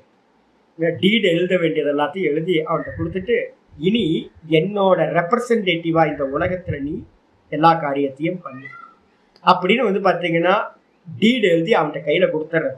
பவர் ஆஃப் அட்டர்னி நம்ம சொல்றோம் பார்த்தீங்களா, அந்த பவர் ஆஃப் அட்டர்னி வந்து என்னன்னா வைதிகத்துல ஒரு கர்மா, சம்பிரதி கர்மா அப்படின்னு ஒரு கர்மா. தொம் பிரம்ம தொம் யஜ்ஞ அப்படின்னு ஒரு அருமையான மந்திரங்கள் வந்து பார்த்தீங்கன்னா சொல்லப்பட்டிருக்கு. அந்த மந்திரங்களை சொல்லி சங்கல்ப பூர்வமா ஜலத்தை எடுத்து, இப்ப பவர் ஆஃப் அட்டர்னின்னு ஒரு டீடு மாதிரி கொடுக்குறோம்ல, அது மாதிரி இல்லாம கையிலேயே வந்து பார்த்தீங்கன்னா ஜலத்தை வச்சு, இனி நான் என்னுடைய சார்பா எல்லா காரியங்களையும் நீயே செய்வாயாக அப்படின்னு பையன்கிட்ட வந்து தத்தம் கொடுத்துட்டு வந்து பார்த்தீங்கன்னா டோட்டல் விவகாரத்துல இருந்து அப்பாவும் அம்மாவும் என்ன பண்ணுவாங்க, ஒதுங்கிப்பாங்க. ஒதுங்கிட்டு அம்மா வந்து பார்த்தீங்கன்னா மாலையை ஜபிச்சுக்கிட்டே இருப்பாங்க. ஒருவேளை உணவு சாப்பிடுவாங்க மத்தியானம், அதோட பாத்திரத்தை வாஷ் பண்ணி கவுத்து வச்சுருவாங்க. காலையிலாம் ஃபுட்டு இல்லை, மத்தியானம் மட்டும்தான் ஒரே ஒரு வேலை தான் ஒரு நாளைக்கு. மீதி நேரம்லாம் அம்மா தனியாக உட்காந்துட்டு ஜபம் பண்ணிட்டு இருப்பாங்க. அப்பா தனியாக வந்து பார்த்தீங்கன்னா சந்தியா வந்தனமும் ஆவர்த்தியை வந்து பார்த்தீங்கன்னா அதிகப்படுத்திக்கிட்டே போவாங்க. ஜபத்தையும் இதையும் ஒரு பூஜை ஒரு ஜபம் பண்ணிட்டு நாள் ஃபுல்லாக இதான் வேலை. அப்போ என்ன ஆகும் அப்படின்னு கேட்டிங்கன்னா, ஃபேமிலி அவங்க பார்த்துப்பாங்க, அவங்க ஃபேமிலி அவங்க பார்த்துப்பாங்க அப்படின்னு 50 வயசுக்கு மேலே டிட்டாச்மெண்ட்டை வந்து பார்த்தீங்கன்னா கொண்டு வரதுக்காக தான் இந்த வானப்பிரஸ்த ஆசிரமமே வச்சிருக்கு. இதுதான் இங்க ஆச்சாரியர் சொல்றாரு. அசக்திர் அனபிஸ்வங்கா. அசக்தி அப்படின்னா ஷா இல்ல, சரஸ்வதி சகாரம். அசக்தி அப்படின்றதுக்கு அர்த்தம் பற்றின்மை. எந்தெந்த இடத்துலலாம் பற்று நமக்கு வருமோ, பற்றுதல் அப்படின்னு என்ன அர்த்தம்? அட்டாச்மெண்ட் எங்கெல்லாம் வருமோ அந்த அட்டாச்மெண்ட் இல்லாமல் இருத்தல். வச்சுக்கிட்டே இல்லாம இருக்க முடியுமா? வீட்டுக்குள்ள உட்கார்ந்துருக்கீங்க, பேத்திக்கோ பேரனுக்கோ ஏதோ சின்ன ஜுரமோ ஏதோ வந்துச்சு, பதறாம இருக்குமா மனசு? நான் பற்றுதல் இல்லாதவன் அப்படின்னு அப்படியே ஜட மாதிரி உட்கார்ந்து இருந்தீங்கன்னா தப்பா சரியாது? மகாபெரிய தப்பு இல்லை. வீட்டுக்குள்ளார இருந்துகிட்டு நான் வந்து பார்த்தீங்கன்னா எதோடையும் டச் இல்லாமல் இருப்பேன் அப்படின்னா அது சுயநலம் அப்படின்னு நம்ம சொல்லிடுவோம். அப்போ அது மாதிரி இருக்கக்கூடாது. வீட்டுக்குள்ளார கூடி இருக்கீங்க அப்படின்னா அப்போ வீட்டில் இருக்க எல்லாத்துக்கும் நல்லது கெட்டது எல்லாத்துக்கும் நீங்கள் வந்து ரியாக்ஷன் பண்ணாதான் நீங்கள் மனுஷன். அதுக்காக தான் வச்சிருக்க என்னன்னு கேட்டிங்கன்னா, தனியாக போ, வானப்பிரஸ்தத்துக்கு போ. வானப்பிரஸ்தத்தில் இருந்துக்கிட்டு வந்து பார்த்தீங்கன்னா எதோடையும் சம்பந்தம் இல்லாமல் நீங்கள் பார்த்துங்கப்பான்னு டிஸ்டன்ஸில் இருந்துக்கிட்டு பேசாமல் இருக்கிறது, பற்றுதலை நீக்கி இருக்கிறது. இதுக்கு அடுத்தது அனபிஸ்வங்கா. இந்த அனபிஸ்வங்கன்றது ரொம்ப முக்கியம். என்ன அப்படின்னா ஆத்ம பாவம் ஒவ்வொருத்தையும் இருக்கும். நான் தான் என் புள்ள, நான் தான் என் பேரன், தன்னையே பார்க்கறது. புள்ளையிட்டையும் பேரன்ட்டையும். பெட் அனிமல்ஸ்க்கு வந்து ஏதாவது நடந்துச்சுன்னா அவ்வளவுதான். நாய் நான் நினைக்கிறது, நாய்க்குட்டி நான் தான், பூனைக்குட்டி நான் தான், பசுமாடு நான் தான் அப்படின்னு நம்ம பெட் அனிமல்ஸ் எல்லாம் வந்து பார்த்தீங்கன்னா தான் என்ற பாவம் வைக்கிறோம். பார்த்தீங்களா? அதுக்கு என்ன பேருனா விசேஷமான அட்டாச்மெண்ட். சக்தி அப்படின்னா அட்டாச்மெண்ட். அபிஸ்வங்க அப்படின்னா என்ன அர்த்தம்னா விசேஷமான அட்டாச்மெண்ட். அதை வந்து பார்த்தீங்கன்னா அசக்தி அப்படின்னும் போது என்ன நெகட்டிவா சொல்றோம், பற்றின்மை. அனபிஸ்வங்க அப்படின்னா விசேஷமான பற்றின்மை, விசேஷமா அட்டாச்மெண்ட் இல்லாம இருக்கிறது. எதுலெல்லாம் வரும் நமக்கு அப்படின்னு கேட்டா பற்றும் விசேஷமான பற்றும் எதுல சம்பவிக்கும்? புத்திர தார கிரகாதிஷு. புள்ளை நடத்திலையும். புள்ள வந்து சாஸ்திரம் சொல்லுது, அம்மா வயிற்றுல நான் பிறந்தது எனக்கு முதல் பிறப்பு. என்னோட மனைவி நடத்துல நான் 2வது முறையா பிறக்கிறேன். யோசிச்சு பாருங்க. தான் தன்னுடைய குழந்தை ரூபத்துல நான் வந்து என்னோட புத்திர ரூபத்துல நான் தான் என்னோட மனைவிட்ட இருந்து பிறந்திருக்கேன் அப்படின்னு சாஸ்திரம் சொல்லுது. 2 பிறப்பு வந்து பாத்தீங்கன்னா பார்க்கிறான். அதனால்தான் அதுக்கப்புறம் 3வது பிறப்பு இது பேரவனா பிறப்பான். பார்த்தீங்களா? அப்பதான் தெரியுது நான் பேரனா பிறந்திருக்கேன், பேர ரூபத்துல. அப்ப எப்படி இருக்கு அப்படின்னு கேட்டா, தனக்கு மேல இருக்கிற எவ்வளவு பிரியம் இந்த தேகத்து மேல இருக்கோ அதை காட்டிலும் அதிகமா புத்திரன் மேலையும் கிராண்ட் சில்ட்ரன்ஸ் மேலையும் வந்து பாத்தீங்கன்னா பேர குழந்தைங்க மேலையும் அட்டாச்மெண்ட் ரொம்ப இருக்கு நமக்கு. அப்ப வந்து பாத்தீங்கன்னா ஆச்சாரியர் சொல்றாரு, புத்திரன் இடத்திலையும் மனைவி இடத்திலையும் கிரகாதிஷு. லேட்டஸ்டா இப்போ ஒரு வீடியோ ஒன்று பார்த்தேன். ஒய்ஃப் செத்து போயிட்டாங்க, என்ன பண்ணிட்டாரு அப்படின்னா குழந்தையோட சூசைட் பண்ணிட்டாரு. என்ன மோசமா இருக்கு. அப்ப எந்த அளவுக்கு அட்டாச்மெண்ட் இருந்திருக்கோம்ல. ஒய்ஃப் இல்லைன்னா நான் இல்லை, அந்த அளவுக்கு நம்ம வெளில இருந்து பார்க்கறதுக்கு எவ்வளவு பாசமா இருந்திருக்காங்கன்னு, அட்டாச்மெண்ட் எவ்வளோ அன்பா இருந்திருக்காங்க. ஒரு கணவன் வந்து பார்த்தீங்கன்னா மனைவி இறந்து ஒரு 4-5 நாள் 1 வாரத்துக்குள்ளார தாங்க முடியாம இறந்து போறான் அப்படின்னா அன்றில் பறவைன்னு சொல்லுவோம். அன்றில் பறவைன்னு ஒரு பறவை இருக்கு. அந்த பறவை வந்து பார்த்தீங்கன்னா தன்னோட ஜோடி செத்து போச்சுன்னா தானும் செத்து போகுது. அப்போ அது மாதிரி நம்ம 4 நாள் இப்பவும் இந்த உலகத்துலயும் இருக்கிறாங்க. நான் 2-3 பேரை பார்த்துருக்கேன். என்ன அப்படின்னா பித்து பிடிச்ச மாதிரி ஆயிடுவாங்க, பைத்தியம் மாதிரி ஆயிடுவாங்க. மனைவி போயிட்டாங்கன்னா போச்சு. மனைவி இல்லை அப்படின்னா 30 வருஷம் 20-30 வருஷம் கூடவே இருந்து அவங்களோட ஒரு ஈருடல் ஒரு உயிர் மாதிரி ஆயிடுவாங்க. மனைவி இறந்து போயிட்டாங்க, போச்சு. அப்படியே பித்து பிடிச்ச மாதிரி பைத்தியம் மாதிரி லைஃபே போச்சு. அட்டாச்மெண்ட் வெளில இருந்து பார்க்கறதுக்கு வந்து பார்த்தீங்கன்னா நல்லா தெரியும். எங்களை மாதிரி சன்னியாசிகள் இருந்து பார்த்தீங்க அப்படின்னா முட்டாள் மூர்க்கன். ஏன் அப்படின்னா புரிதல் இல்லை. இன்னும் வந்து பார்த்தீங்கன்னா யதார்த்தத்தை புரிஞ்சிக்காம வந்து பார்த்தீங்கன்னா ஒவ்வொருத்தரும் இருக்கும். யதார்த்தம் புரியவே இல்லை. எத்தனை கோடி ஜென்மம் எடுத்தோன்னு தெரியல. எறும்பு ஊர்ந்து போயிட்டு இருக்குல்ல, 100கணக்கான எறும்பு இல்லை, 1000கணக்கான எறும்பு, கோடிக்கணக்கான எறும்பு போயிட்டு இருக்கு. அதுக்கு குடும்பம் இருக்கு, எல்லாம் இருக்கு. நேற்று நான் சொன்னல ஒரு இது வந்து குரங்கு வந்து செத்து போச்சு. குட்டி குரங்கு செத்து போச்சு. குட்டி குரங்கு செத்து போனோன்னு அந்த குட்டி குரங்கை வந்து இந்த பெரிய குரங்கு அம்மா குரங்கு விடவே மாட்டேங்குது. நான் ஃபர்ஸ்ட் நான் இறந்த மாத்திரத்தை நான் பார்த்துட்டேன். பார்த்த மாத்திரத்தில் எனக்கு தெரியும் பல இறப்பு நான் பார்த்துருக்கேன். இது விடவே விடாதுன்னு தெரியும்.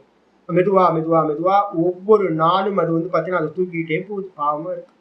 பாவமா இருக்கு. அதை வச்சுக்கிட்டு மோகம் எப்படி நமக்கு வந்து பார்த்தீங்கன்னா நம்ம குழந்தை செத்து போனா எப்படி மனுஷங்களுக்கு வந்து பார்த்தீங்கன்னா மோகம் இருக்குமோ அதே மோகம் வந்து பார்த்தீங்கன்னா குரங்குக்கும் இருக்கு. விட மாட்டேங்குது.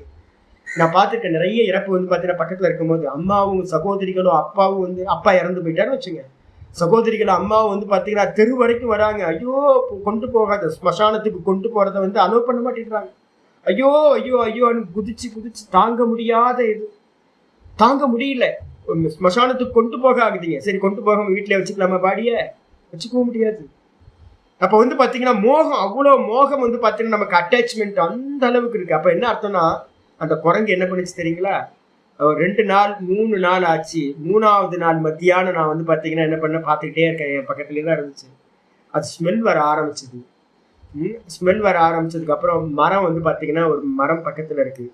ஏதோ இதுக்கு வந்து பார்த்தீங்கன்னா அதில் போச்சு. அந்த பாடி வந்து அதில் ஒரு துணி வந்து பார்த்தீங்கன்னா மாட்டின மாதிரி அது கீழே அதில் மாட்டிக்கிச்சு. அம்மா வந்து பார்த்தீங்கன்னா போச்சு. அந்த டீகம்போஸ் ஆகி லிக்விடாக அது வந்து கையில் ஒட்டுற மாதிரி. அந்த குரங்குக்கு வந்து கையில் எதுவும் ஸ்டிக் ஆகக்கூடாது. ஸ்டிக் ஆச்சுன்னு அதை தொடாது. அப்போ அந்த பாடி தன்னோட குழந்தை பாடி எப்போ அந்த பாடி ஸ்டிக் ஆக ஆரம்பிச்சதோ அப்போ வந்து பார்த்தீங்கன்னா அது அதை விட்டுருச்சு, போயிடுச்சு. அப்படியே தொங்கிக்கிட்டே இருந்துச்சு. அப்போ வந்து பார்த்தீங்கன்னா 3 நாளாக அந்த மோகம் இருக்கு. அப்போ என்ன அர்த்தம் கேட்டீங்கன்னா, இது நான் வெறும் பிரத்யட்சமாக நான் சொல்கிறேன். பசுமாடு கண்ணுக்குட்டி இறந்து போச்சுன்னா பசுமாடு எவ்வளோ தவிக்கும்ன்றது நான் பார்த்துருக்கேன். அப்போ என்னன்னா எறும்புல இருந்து ஆரம்பிச்சு நமக்கு தெரியல, எறும்புல இருந்து ஒவ்வொரு ஜீவராசிக்கும் ஃபேமிலி இருக்கு. அப்பா இருக்கு, அம்மா இருக்கு, சகோதர சகோதரிகள் இருக்காங்க. எல்லாத்துக்கும் இருக்கு. எல்லா ஜீவராசிக்கும் இந்த துக்கம் இருக்கு. அதனால வந்து பார்த்தீங்கன்னா யதார்த்தம் என்ன அப்படின்னு கேட்டிங்கன்னா, இதில் நம்ம வந்து எத்தனை ஜென்மம் பிறந்தோம் இறந்தோன்னு தெரியல. எதுக்கு மோகம்? ஏகப்பட்ட மோகத்தை வச்சிருக்கோம். அப்போ வந்து பார்த்தீங்கன்னா யதார்த்தம் வந்து பார்த்தீங்கன்னா ஞானம், இதான் நிச்சயம். அபரிகாரியார்த்தே நத்வம் சோச்சித்து மர்கஸ். பின்னாடி வந்து 2வது சாப்டர்ல வந்து பார்த்தீங்கன்னா முன்னாடியே நம்ம பார்த்துருக்கோம். பரிகாரமே செய்ய முடியாத சில விஷயங்கள் இருக்கு. என்ன பரிகாரமே செய்ய முடியாது அப்படின்னா, பிறந்தவன் இறப்பான். எவன் வந்து பார்த்தீங்கன்னா எந்த ஜீவராசி பிறந்துச்சோ சரீரம் எடுத்துச்சோ அந்த ஜீவராசி ஒரு நாள் இறந்து போகும், திரும்ப பிறக்கும். எதெல்லாம் இறந்து போகுதோ அதெல்லாம் திரும்ப வேற ஒரு பாடியை எடுக்கும். இதான் நிதர்சனம். அனாதி காலத்துல இருந்து நடந்துகிட்டே இருக்கிறது. ஆனாலும் நமக்கு வந்து பார்த்தீங்கன்னா புத்தி வரவே மாட்டேங்குது. அப்ப என்ன அர்த்தம்? நமக்கு மோகம் இருக்கு. இந்த மோகத்தை வந்து பார்த்தீங்கன்னா என்ன பண்றோம் அப்படின்னா அட்டாச்மெண்ட், ரொம்ப பற்று பாசம் பந்தம் நம்ம சொல்றோமே, இதை வந்து அனபிஸ்வங்கக அப்படின்னா புத்திரன் தாரம், அது அப்புறம் கிரகம் வீடு, அப்புறம் ஆதிஷூன்றதுல என்ன எடுக்கணும், பெட் அனிமல்ஸ் வேலைக்காரங்க, எல்லாத்துலேயும் இருக்கக்கூடிய அந்த அபிமானத்தை பற்றுதலை விட வேண்டும். அதுக்கு பேர் அனபிஸ்வங்கன்னு பேர். அதுக்கப்புறம் கூட வந்து என்ன இருக்கணும், நித்தியம்ச சமச்சித்தத்துவம், சதா காலமும் வந்து பார்த்தீங்கன்னா சமச்சித்தம் அப்படின்னா எது நடந்தாலும் ஆச்சாரிய சொல்றார் இஷ்ட அனிஷ்ட உபபத்திஷு, நமக்கு விருப்பமானது நடந்தாலும் நமக்கு விருப்பமில்லாதது நடந்தாலும் எல்லாத்துலேயும் ஒரு எண்ணம் இருக்கணும். நான் பண்ணின கர்மா இங்க எனக்கு வந்து பார்த்தீங்கன்னா இந்த லாபமோ நஷ்டமோ மானமோ அபமானமோ எல்லாம் வருது. நான் விரும்புறதும் வருது, நான் விரும்பாததும் வருது. இது எல்லாத்துக்கும் காரணம் என்னன்னு கேட்டீங்கன்னா, நாதத்தியே கஷ்டச்சித் பாபம் நசைவ சுகிருதம் விபு அஜ்ஞானேன ஆவிருத்தம் ஞானம் தேன முக்கியந்தி ஜந்தவக. நிறைய கோடிக்கணக்கான ஜென்மங்களா நான் என்ன பண்ணேன், நிறைய அஜ்ஞானத்தினால நிறைய புண்ணியம் பாப்பம் எல்லா கர்மத்தையும் பண்ணியிருக்கேன். அந்த புண்ணிய பாப்ப கர்மத்தினால எனக்கு இப்ப பிறந்ததுல இருந்து முடிகிற வரைக்கும் இறப்பு வரைக்கும் எதெல்லாம் சம்பவிக்குதோ அது எல்லாம் வந்து பார்த்தீங்கன்னா பிராரப்த கர்ம வசத்தினால சித்திக்குது. அதை வந்து பார்த்தீங்கன்னா நான் எதுவும் தடுக்க முடியாது. முக்த ஈசுவத், விடுபட்ட அம்பு போல அது வந்து பார்த்தீங்கன்னா பலன் கொடுத்தே ஆகும், தடுத்து நிப்பாட்ட முடியாது. அது யார் கொடுக்குறா? ஈஸ்வரன் கொடுக்குறார். யார் கர்ம பல தாத்தான்னு பேரு. எனக்கு கொடுக்கறதுக்கு வந்து பார்த்தீங்கன்னா பின்னாடி பகவான் இருக்கார். அப்ப பகவான் இருக்கார் அப்படின்னா பிரசாத புத்தியோட எது நடந்தாலும் எனக்கு நடக்கிற எல்லாத்தையும் பிரசாதம் என்னை பக்குவப்படுத்துறதுக்காக பகவான் கொடுக்குறார் அப்படின்னு எடுத்துக்கிட்டு என்ன பண்ணணும், சமச்சித்தத்தை அடையணும். மனசை வந்து பார்த்தீங்கன்னா சமநிலையில வச்சுக்கிறது. இந்த 3 பாஷ்யத்துக்கு வந்து ஆச்சாரிய சொல்றாரு, அசக்தி அப்படின்னா என்ன அர்த்தம்? அசக்தி என்றதுக்கு அர்த்தம் சக்தி அப்படின்னா சங்க நிமித்தேஷு, சக்திஹி சங்க நிமித்தேஷு விஷயேஷு பிரீத்தி மாத்திரம். நம்ம வந்து பாத்தீங்கன்னா எங்கெல்லாம் பற்று உண்டாகுமோ, பிரீத்தினா பிரியம் உண்டாகிற இடம், அங்கெல்லாம் ஒரு ஒரு ஒரு ஒரு என்ன இருக்கு அப்படின்னா, பிரீத்தி மாத்திரம்னா அந்தந்த விஷயத்துல நமக்கு ஒரு பிரியம் உண்டாகுது பாத்தீங்களா, அதுக்கு பேரு பற்றுன்னு பேர், சக்தின்னு பேர். சக்தி ஷா இல்ல, சக்தி, சரஸ்வதி சகாரம் சக்தி, பற்றுன்னு அர்த்தம். தது அபாவக, அந்தந்த நிமித்தங்கள்ல இருக்கக்கூடிய அந்த பிரீத்தி வந்து பாத்தீங்க அப்படின்னா இல்லாமல் இருக்கிறது, அந்த பிரியம் இல்லாம இருக்கிறது. பிரியம் இல்லாம வெறுப்பாப்புன்னா இல்ல இல்ல, நியூட்ரலா இருக்கிறது. பிரியம் இல்லாம இருக்கிறது இருக்கு. நமக்கு ஜென்மம் கொடுத்துருக்கு, நம்ம அப்பா அம்மான்னு ஒருத்தவங்க வாச்சிருக்காங்க, நம்ம கணவன் மனைவின்னு ஒருத்தவங்க வாச்சிருக்காங்க, குழந்தைங்கன்னு வாச்சிருக்கு, கர்மத்துக்கு ஏற்ற மாதிரி ஜாடிக்கு ஏற்ற முடியா அமைஞ்சிருக்கு. அவங்கவுங்க கர்மம் வந்தோன்னு அவங்கவுங்க வேலையை பார்த்துட்டு போயிடுவாங்க. யதார்த்தம் என்னது, அவங்கவுங்க ஸ்டேஷன் வந்தோடனே அவங்கவுங்க வந்து பார்த்தீங்கன்னா இறங்கி போயிடுவாங்க. இதுதான் யதார்த்தம். இப்போ வந்து பார்த்தீங்கன்னா ட்ராவல் பண்ணுறோம், கொஞ்ச நாள் சேர்ந்து ட்ராவல் பண்ணுறோம். நீங்கள் யாரோ நான் யாரோ, எந்த பிரம்மாண்டத்திலேருந்து நீங்கள் வந்தீங்கன்னு தெரியாது, எந்த பிரம்மாண்டத்திலேருந்து நான் வந்தேன்னு தெரியல. என் பிள்ளையும் அப்படி தான், என் அப்பா அம்மாவும் அப்படி தான். சரி, இறந்து போன அப்பா அம்மா எங்கே போனாங்கன்னு உங்களுக்கு தெரியுமா? தெரியாது. இறக்கிறதுக்கு முன்னாடி வந்து பார்த்தீங்கன்னா நான் பிறக்கிறதுக்கு முன்னாடி எங்கேருந்து வந்தேன்னு தெரியுமா? தெரியாது. எங்கே போவேன்னு தெரியுமா? தெரியாது. அப்போ எங்கேருந்து வந்தோன்னு தெரியாது, எங்கே போவோன்னு தெரியாது. இவங்கெல்லாம் என் கூட எவ்வளோ நாள் இருந்தாங்க, என்ன சம்பந்தம் தெரியல. எல்லாம் கூடி இருக்கும். டிராவலிங்கில் வந்து ட்ரெயினில் ட்ராவல் பண்ணும்போது சேர்ந்து பக்கத்து சீட்டில் உட்காந்து போகிற மாதிரி. அதில் கொஞ்சம் ஷேரிங் இருக்குது. நான் கொண்டு வந்ததை வந்து அவங்களுக்கு கொடுக்குறேன், அவங்க கொண்டு வந்ததை எனக்கு கொடுக்குறாங்க. 2 பேரும் சாப்பிட்டு ஒரு ஜோக் அடிச்சுட்டு சந்தோஷமாக இருந்துட்டு ஹாய் ஹாய் பை பை சொல்லிட்டு அவங்கவுங்க இறங்கி போயிடும். இதான் நடந்துட்டு. இதை புரியாமல் வந்து பார்த்தீங்க அப்படின்னா ஆச்சாரியர் சொல்கிறாரு, எதுலாம் பிரீத்தி மாத்திரம் நமக்கு பிரியம் உண்டாகுமோ அது அபாவக அசக்தி. அந்த பிரியம் இல்லாமல் இருக்கிறது, பிரீத்தி அட்டாச்மெண்ட் பற்று இல்லாமல் இருக்கிறது பேரு அசக்தி. அதுக்கப்புறம் அனபிஸ்வங்கன்னு என்ன சுவாமி அப்படின்னா, அனபிஸ்வங்கா அபிஸ்வங்க அபாவக. ஃபர்ஸ்ட் அபிஸ்வங்கத்தோட நெகட்டிவ் தான் அனபிஸ்வங்க. அபிஸ்வங்கனா என்ன அர்த்தம்? ஆச்சாரியர் சொல்றாரு, அபிஸ்வங்க நாம சக்தி விசேஷமான பற்றுதல். அட்டாச்மெண்ட்ல வந்து பாத்தீங்கன்னா முதல்ல சொன்ன சக்தி நார்மலானது, அதுலயே கொஞ்சம் ஆட் பண்ணீங்கன்னா அட்வான்ஸ் ஆச்சு அப்படின்னா விசேஷமான பற்றுதலுக்கு பேரு அபிஸ்வங்கன்னு பேரு. அந்த விசேஷ பற்றுதல் இல்லாம இருக்கிறதுக்கு பேரு அனபிஸ்வங்கா. ஆச்சாரியர் சொல்றார் சக்தி விசேஷ ஏவ. எப்படி அந்த விசேஷமான பற்றுதல்னா என்ன சுவாமி அப்படின்னு கேட்ட ஆச்சாரியர் சொல்றாரு, அனன்யாத்ம பாவ லக்ஷணக. அனன்யாத்ம பாவம்னா நான் தான் என்னுடைய புள்ள, நான் தான் என்னுடைய மனைவி, நான் தான் என்னுடைய பேரக்குழந்தை தான் நான், என் மனைவி தான் நான். அப்ப அந்த அளவுக்கு ரொம்ப திக்கா வந்து பார்த்தீங்கன்னா அட்டாச்மெண்ட் ஆயிடும், பிரிக்க முடியாம. அப்படி ஆகும்போது என்ன நடக்கும் அப்படின்னா, யதா அந்யஸ்மின் சுகினி துக்கினி வா. பிறர் எனக்கு அந்நியமா இருக்கக்கூடிய மற்றவங்க இருக்காங்களே, மனைவி, குழந்தைங்க, பேர குழந்தைங்க, ஃப்ரெண்ட்ஸு, பெட் அனிமல்ஸ், இதெல்லாம் இருக்குல்ல. இந்த ஜீவராசிகள்ல சுகமா இருக்கும்போது நம்மளே சுகப்படுற மாதிரி. தாத்தா பாட்டியை பாருங்க, பேர குழந்தைங்க வந்து பார்த்தீங்கன்னா சந்தோஷப்பட்டாங்கன்னா இவங்க உட்காந்துட்டு சந்தோஷப்பட்டு இருப்பாங்க. புள்ள வந்து பார்த்தீங்க அப்படின்னா சந்தோஷப்படும் போது தனக்கு சந்தோஷம் வர்றாரு. எல்லாம் நடக்குதுல வீட்டில், எல்லாத்துக்கும் பிரத்யட்சமாச்சு. அம்மா அப்பா வந்து பார்த்தீங்கன்னா தான் சாப்பிடலனாலும் பையனுக்கு வந்து பார்த்தீங்கன்னா நல்லா சாப்பிடுன்னு ஊட்டி விடுறாங்க. ஏன் அப்படின்னா பையன் சந்தோஷமா இருந்தா நான் சந்தோஷமா இருக்கேன், பேர குழந்தைக்கு சந்தோஷமா இருந்தா நான் சந்தோஷமா இருக்கேன். அப்போ வந்து பார்த்தீங்கன்னா இதுதான் வந்து பார்த்தீங்க அப்படின்னா ஆச்சாரியர் சொல்றாரு, மற்றவர்கள் சுகமா இருக்கும் போதோ தான் சுகமா இருக்கேன்னு நினைக்கிறது, மற்றவங்க துக்கமா இருக்கும் போது எனக்கே அந்த துக்கம் உண்டான மாதிரி வந்து பார்த்தீங்கன்னா தவிக்கிறது. அதுலதான் துக்கானிவா அகமேவ சுகி அகமேவ துக்கீச்ச ஜீவதி மிருதேவா. ஜீவிச்சுக்கிட்டு இருக்கும் போது நான் நல்லா ஜீவிச்சுக்கிட்டு இருக்கும் போது நானே ஜீவிக்கிற மாதிரி, நானே வாழ்ந்துகிட்டு இருக்க மாதிரி சந்தோஷப்படுறேன். ஒருத்தர் இறந்து போயிட்டாங்கன்னா, மனைவி இறந்து போயிட்டாங்க, அவ்வளவுதான் போச்சு, லைஃப் போச்சு, எனக்கு என் புள்ள இறந்து போயிட்டான் போச்சு, என்னோட லைஃபே போச்சு அப்படின்னு வந்து பார்த்தீங்கன்னா தானே இறந்தது மாதிரியும் என்ன பண்றாங்க, அகம் ஏவ ஜீவாமி மரிஷ்யாமி செய்தி, நானே வாழ்ந்துகிட்டு இருக்கேன், நானே செத்தேன் அப்படின்னு மற்றவங்களுடைய வாழ்க்கையிலையும் மற்றவங்களுடைய மரணத்திலையும் அந்த அளவு அட்டாச்மெண்டா இருக்கிறதுக்கு பேரு இந்த அபிஸ்வங்கன்னு பேரு. ஆசாபாஷ சதைர் பத்தக்கு பின்னாடி வரப்போகுது, இதெல்லாம் டெவலப் பண்ண போற. ஆச்சாரியர் சொல்றாரு, எதுல அது மாதிரி வரும் அபிஸ்வங்கம்ன்றதுக்கு? அந்த விசேஷ பற்றுதல் குவ இது ஆக எந்தெந்த இடத்துல எல்லாம் நமக்கு சம்பவிக்கும் அப்படின்னு கேட்டீங்கன்னா ஆச்சாரியர் சொல்றார். எத்தனாவது ஸ்லோகம் அது?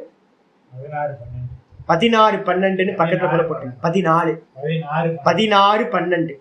ஆஷாபாஷ சதைர் பத்தக காமக்ரோத பராயணாகான்னு ஏற்கனவே திரும்பவும் வரப்போகுது உங்களுக்கு. எங்க அப்படின்னு கேட்டீங்கன்னா ஆசாபாஷம், ஏகப்பட்ட ஆஷாபாஷங்களை வச்சிருக்கோம். இதெல்லாம் வச்சுக்கிட்டு வந்து பார்த்தீங்கன்னா உள்ள இருக்க நானை போய் பார்க்கணும் அப்படின்னா முடியுமா? நிர்குண நிராகாரம். நானை பார்க்கறது ரொம்ப கஷ்ட சாமி, ரொம்ப தூரம் சாமி. வெளியில இருக்கிறது இது இல்யூஷன் அப்படின்னு நமக்கு தெரியல, இது திருஷ்யம்னு தெரியல, சொப்பன மாதிரின்னு தெரியல. அப்போ வந்து எப்படி முடியும்? ஆச்சாரிய சொல்ற எந்தெந்த இடத்துல எல்லாம் வந்து பார்த்தீங்கன்னா அந்த ஸ்பெஷல் அட்டாச்மெண்ட் அபிஸ்வங்கம் உண்டாகும் அப்படின்னு நான் சொல்றாரு. புத்திர தார கிரகாதிஷு, புத்திரேஷு தாரேஷு கிரகேஷு, புத்திரர்களிடத்திலையும் மனைவிகளிடத்திலையும் வீடுகளிடத்திலையும், வீடுனா என்ன அர்த்தம்? சொந்த சொத்து பத்து காரு வாகனம் இதெல்லாத்தையும் எடுத்துங்க. எல்லாத்திலையும் ஆதி கிரகணம் அந்நேஷு அப்படி. ஏன் ஆதி அப்படின்னு போட்டிருக்கு? ஆதினா முதலானவைகள். அப்ப 3 மட்டும் சொல்லிட்டு மீதிய முதலானவைகள்னா என்ன அர்த்தம் அப்படின்னு கேட்டீங்கன்னா அத்தியந்த இஷ்டேஷு தாச வர்காதிஷு அப்படி. மற்றதுன்னா என்ன எடுத்துக்கணும் அப்படின்னு கேட்டீங்கன்னா, எனக்கு ஒரு மெய்டு இருந்தாங்க சின்ன வயசுல, ஒரு அம்மா, வேலைக்கார அம்மா எங்க வீட்டுக்கு வந்து பார்த்தீங்கன்னா இருப்பாங்க. அவ்வளோ ஸ்நேகம். அவங்க வந்து பார்த்தீங்கன்னா ஒரு நாள் இறந்து போயிட்டாங்க. இறந்து போனதுக்கு அப்புறம் வந்து பார்த்தீங்கன்னா 4 நாள் எனக்கு ஜுரம். அந்த அம்மா இறந்து போனதுக்கு அப்புறம் 4 நாள் ஜுரம். நானும் போயிடுவேனே சொல்லிட்டாங்க. டாக்டர்லாம் வந்து பார்த்தீங்கன்னா போயாச்சு, பையன் அவ்வளோதான், பிழைக்க மாட்டாங்க. திரும்ப பிழைச்சி வந்துட்டேன் உங்களுக்குலாம் பகவத்கீதை சொல்றதுக்காக.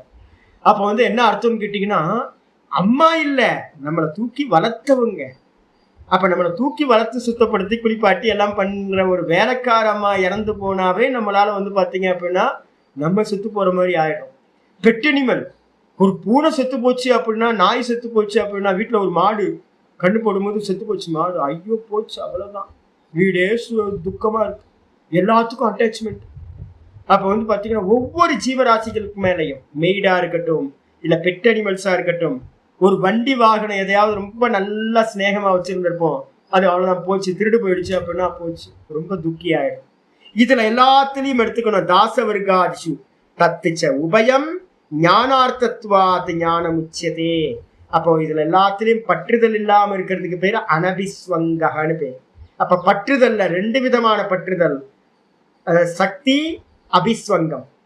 சக்தியை வந்து பாத்தீங்கன்னா இல்லாம இருந்தீங்கன்னா, பற்றுதல் இல்லாம இருந்தா அசக்தி, விசேஷ பற்றுதல் இல்லாம இருந்தா அனபிஸ்வங்க. இந்த 2ம் வந்து பாத்தீங்க அப்படின்னா உபயம் ஞானார்த்தத்வாத், இந்த 2ம் ஞானம் உண்டாகிறதுக்கு காரணமா இருக்கிறதுனால ஞானம் உச்சியதே, ஞானம் என்று சொல்லப்படுகின்றது. அதுக்கப்புறம் ஆச்சாரிய சொல்றார் நித்தியம்ச சமச்சித்தத்துவம்.